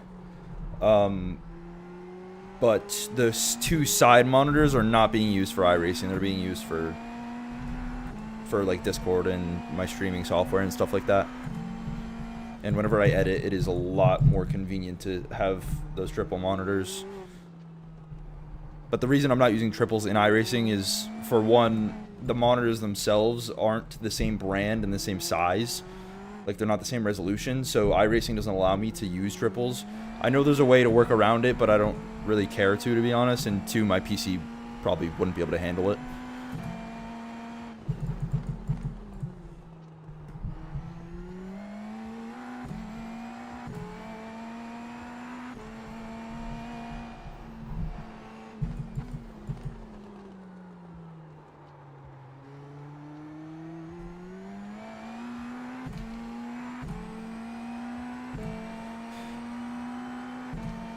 SFL, I'm pretty sure, does have more. I don't even have that car bought. I need to buy it because I've heard it's very fun. I have not experienced it, so I need to. And yes, I'm pretty sure it does have more participation.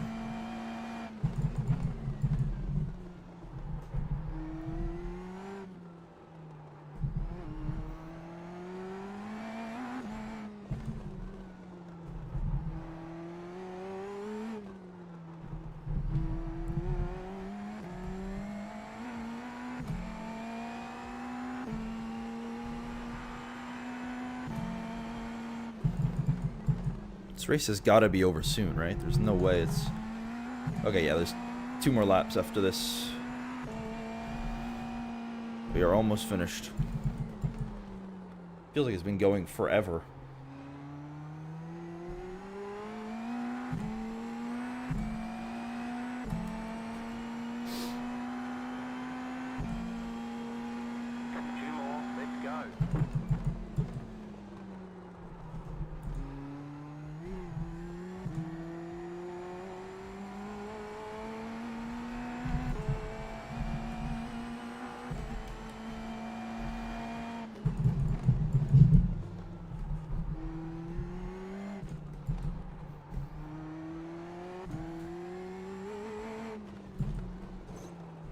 No, I scraped the wall.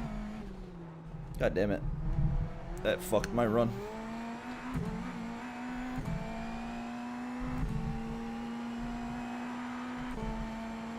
You've got about 5 laps of fuel.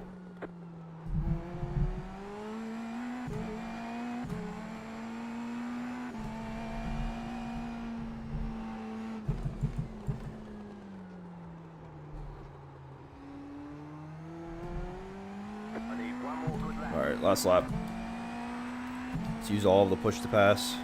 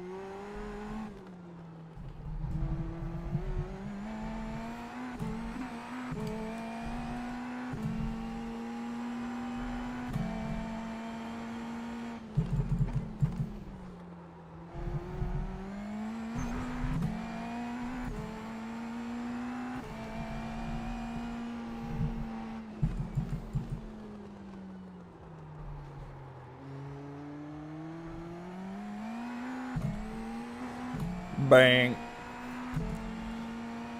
Oh. A very good race. You won. See you in victory lane. Let me pull over here so I don't fucking die. Let's look at that wreck at the beginning.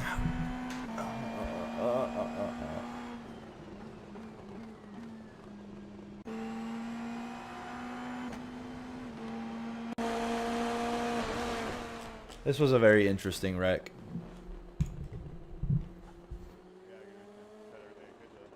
Okay, car 11 kind of turned in on him. He had nowhere to go.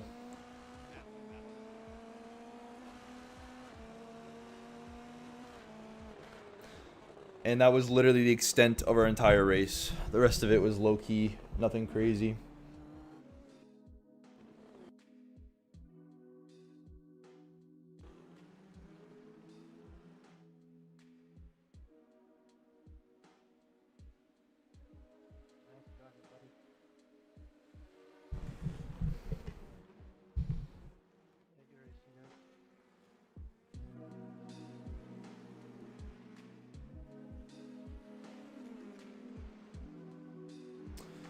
Oh, God.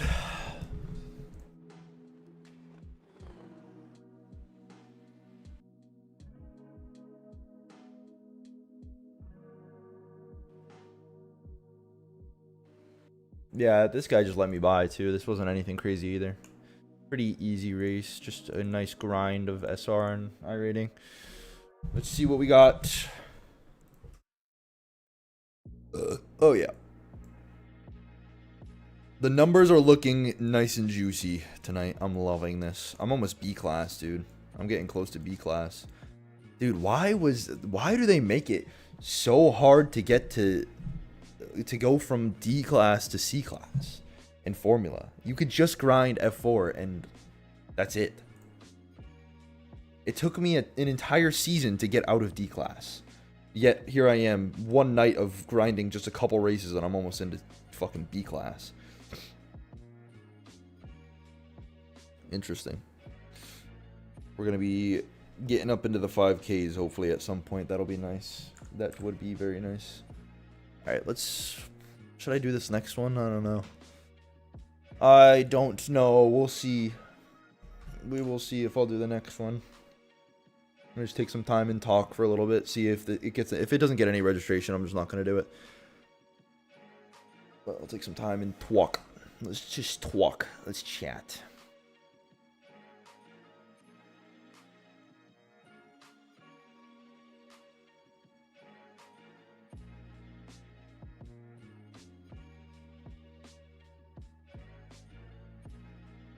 Me, Aiden, and Will all did Prodigy in the MX-5s with GT wheels. These are the wheels, or this is the wheel I have. It's a very GT wheel, very Formula wheel, the paddles. And we all drove MX-5s for an entire Prodigy season with these wheels. I think it's better to drive MX-5s with a GT wheel, in my opinion. In my opinion. You please drop a lap guide for St. Pete. I need it. Bro, hold on. Wait, let me see if I have a replay. Hold on. I don't have a replay. That's fine. I'll hop in a session really quick. I'll show you. I'll give you the gist. I'll be a coach for free. This is free labor. This is ridiculous, dude.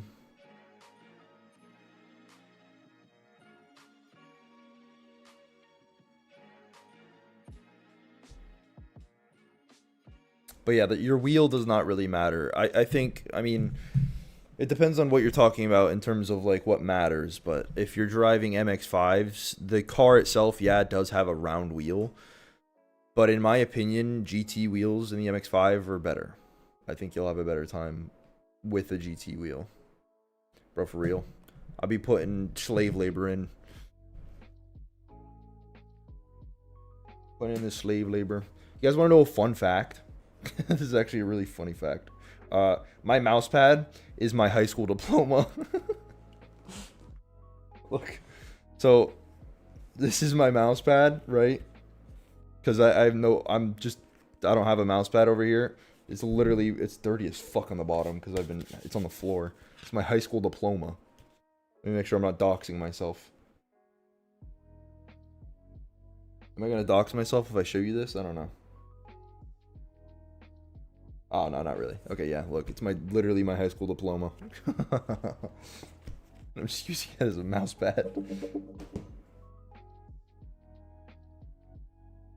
Alright. All right, let me do a quick lap guide. No, wait, we're not. There we go. I don't want to be an L streamer.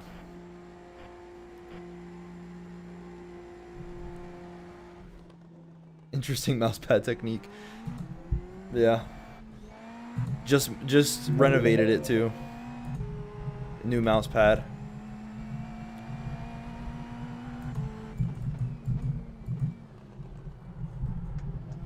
Oh, dude, my FPS is worse. Oh my god, it's way worse. What the fuck? Hold on.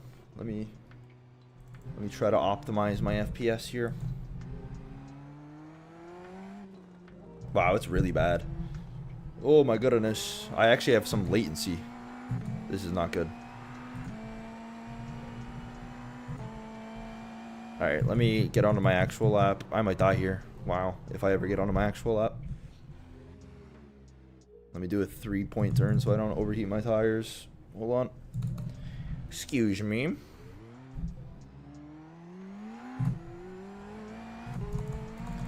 Alright.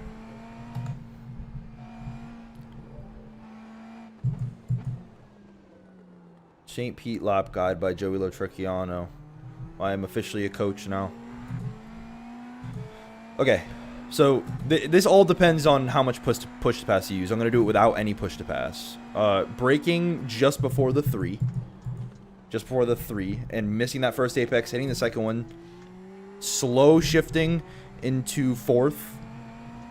So you can get on throttle way earlier there if you just short shift up into 4th. Braking at the 3 here, going down to 2nd. Turning in, opening this up as much as I can, just jabbing the throttle basically. Slowly getting on throttle, going up to 3rd, down to 2nd. I'm going to go over this in the replay because I am not talking fast enough for this.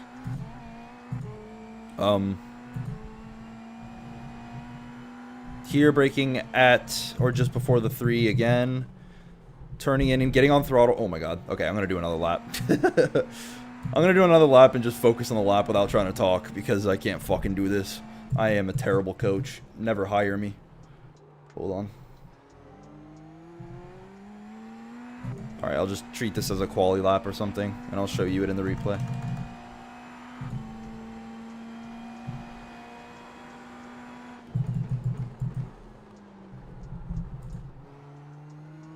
Slow car ahead.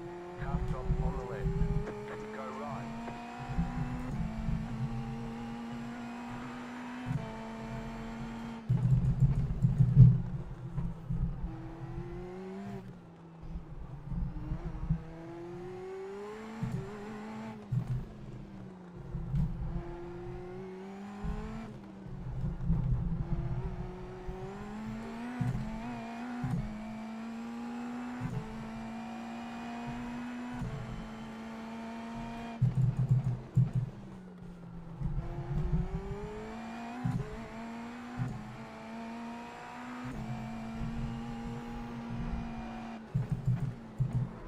Oh, I'm locking up. No.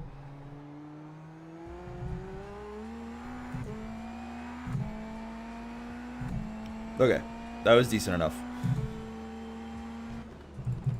Just set your fastest lap of the session.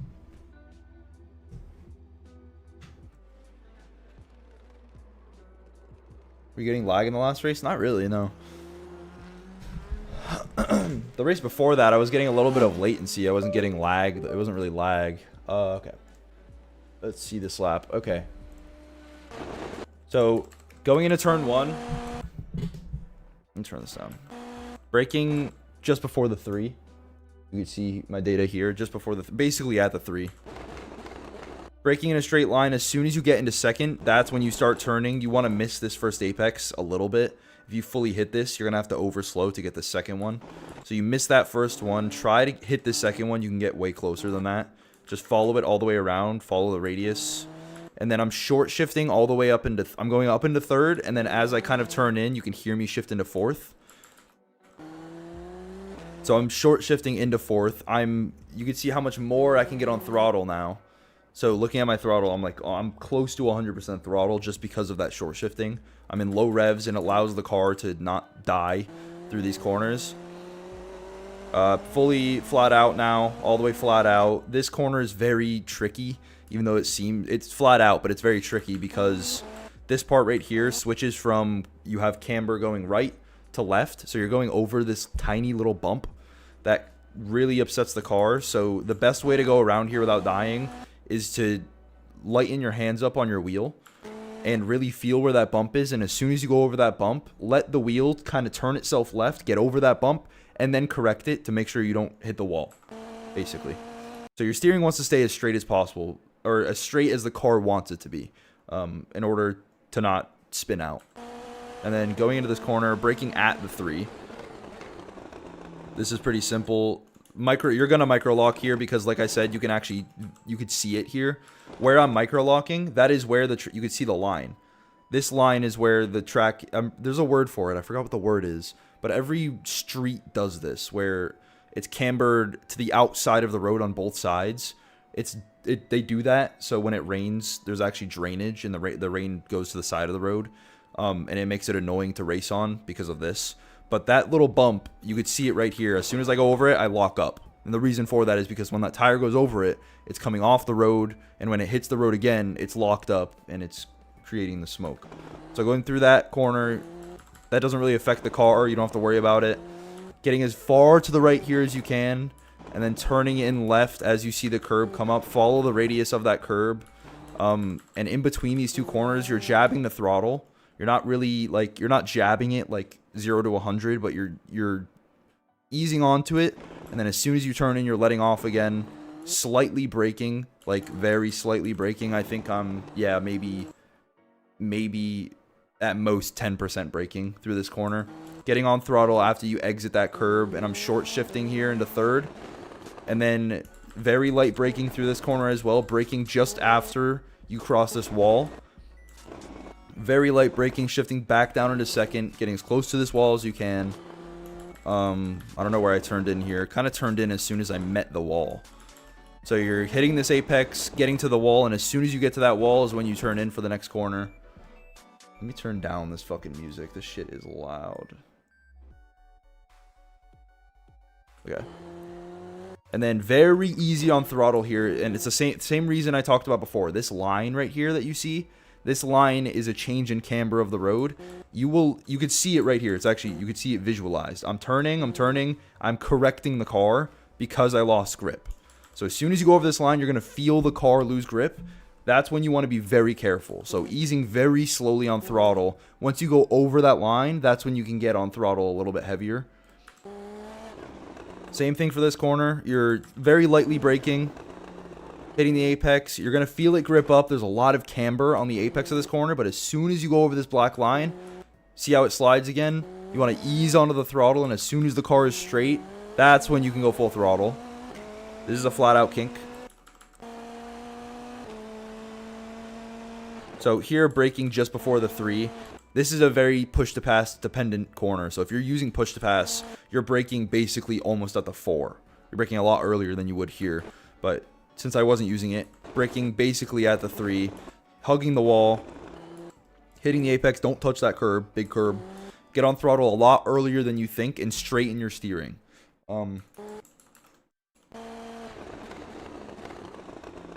So trailing off the brakes, getting back on throttle, and you can get on throttle a lot harder here, because I don't think the track has that camber thing I was talking about. I don't think it has the bow thing. So getting on throttle a lot earlier, a lot harder, and straightening the steering. You could look, I mean, I can go into my cockpit, but you could see it in the chase cam. Or actually, no, there's a steering wheel right here. Look how straight my steering is on throttle.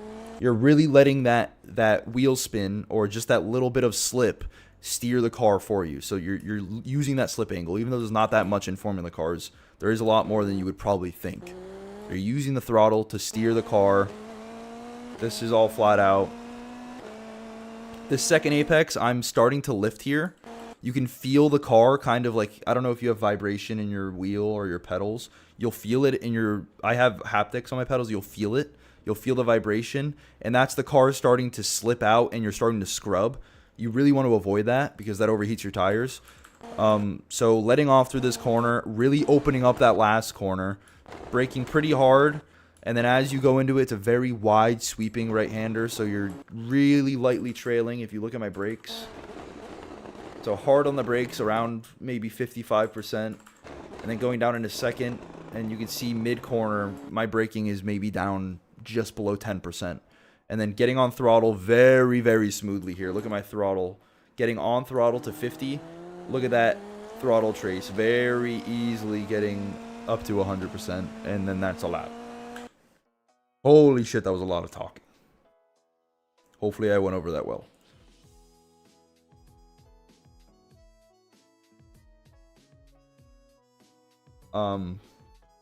But like I was saying, turn 1 is also a very push-to-pass dependent corner. A lot of the corners where if you used push-to-pass on the straight previous, you will have to brake earlier. So just keep that in mind. But other than that, that's my entire lap guide. That's what I usually do. You think haptics are worth the investment? Yes. I definitely think they are, yeah. At first, when you start using them, you're going to think this is a waste of money and shit. But then you're going to eventually get used to them. And your brain will automatically cue in moments where like you're losing grip or something, or you're into ABS. Your brain will cue those moments into your pedals vibrating. And it will start to recognize that whenever you feel the pedals vibrating, it usually means something you shouldn't be doing. So after you start to get used to that, they're definitely worth the investment. And you'll realize if they ever stop working, it'll literally make you not be able to drive properly. I've ran into moments where they stop working, and I am very slow because of it. But yes, I would say they're worth the investment. Have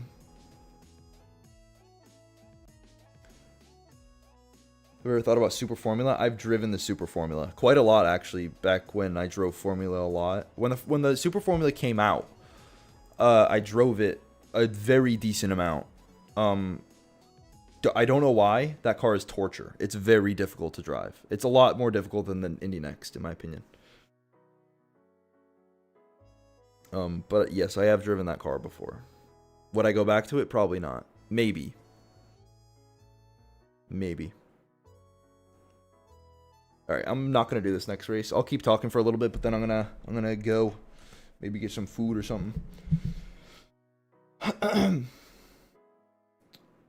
Overestimating about 10-25% before returning to the correct pressure. You think there's any way to fix without getting the load cells?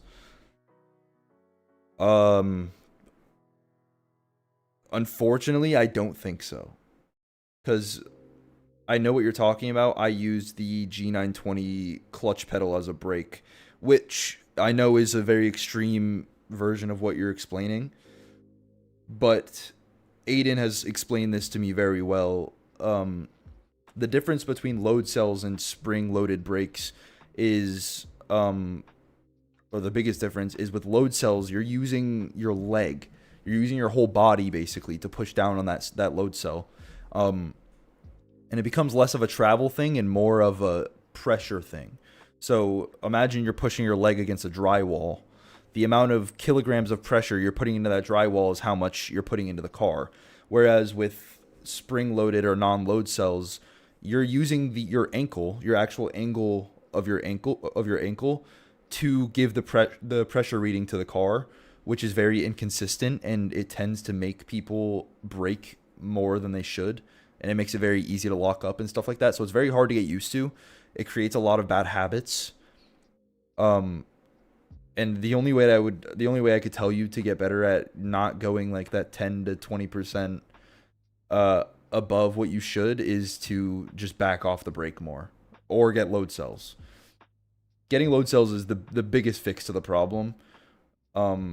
If you can't and you're really not able to get load cells, then the next best thing is to just go into a practice session and try training yourself to not do it.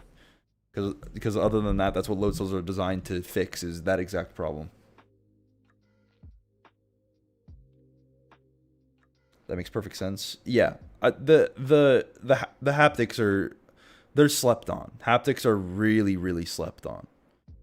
They make a really big difference. Like, even if it doesn't feel realistic, because I know in a real car, like, when you lose traction, your pedals aren't going to be vibrating. The whole car might, but the pedals won't.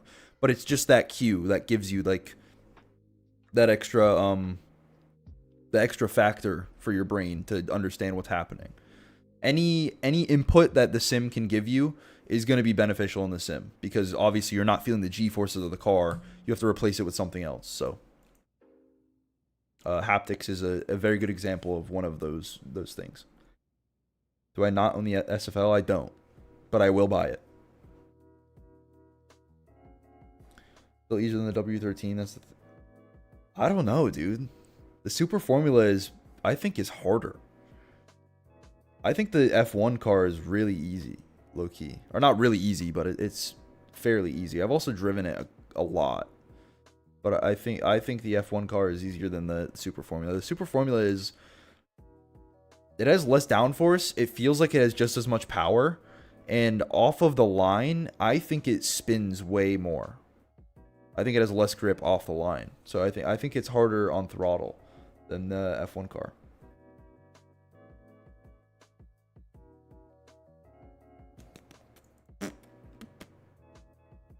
Okay, but I'm gonna wind down. It's about time for me to end stream, I think. It was a very good stream. We gained a lot, actually, which I'm very happy for.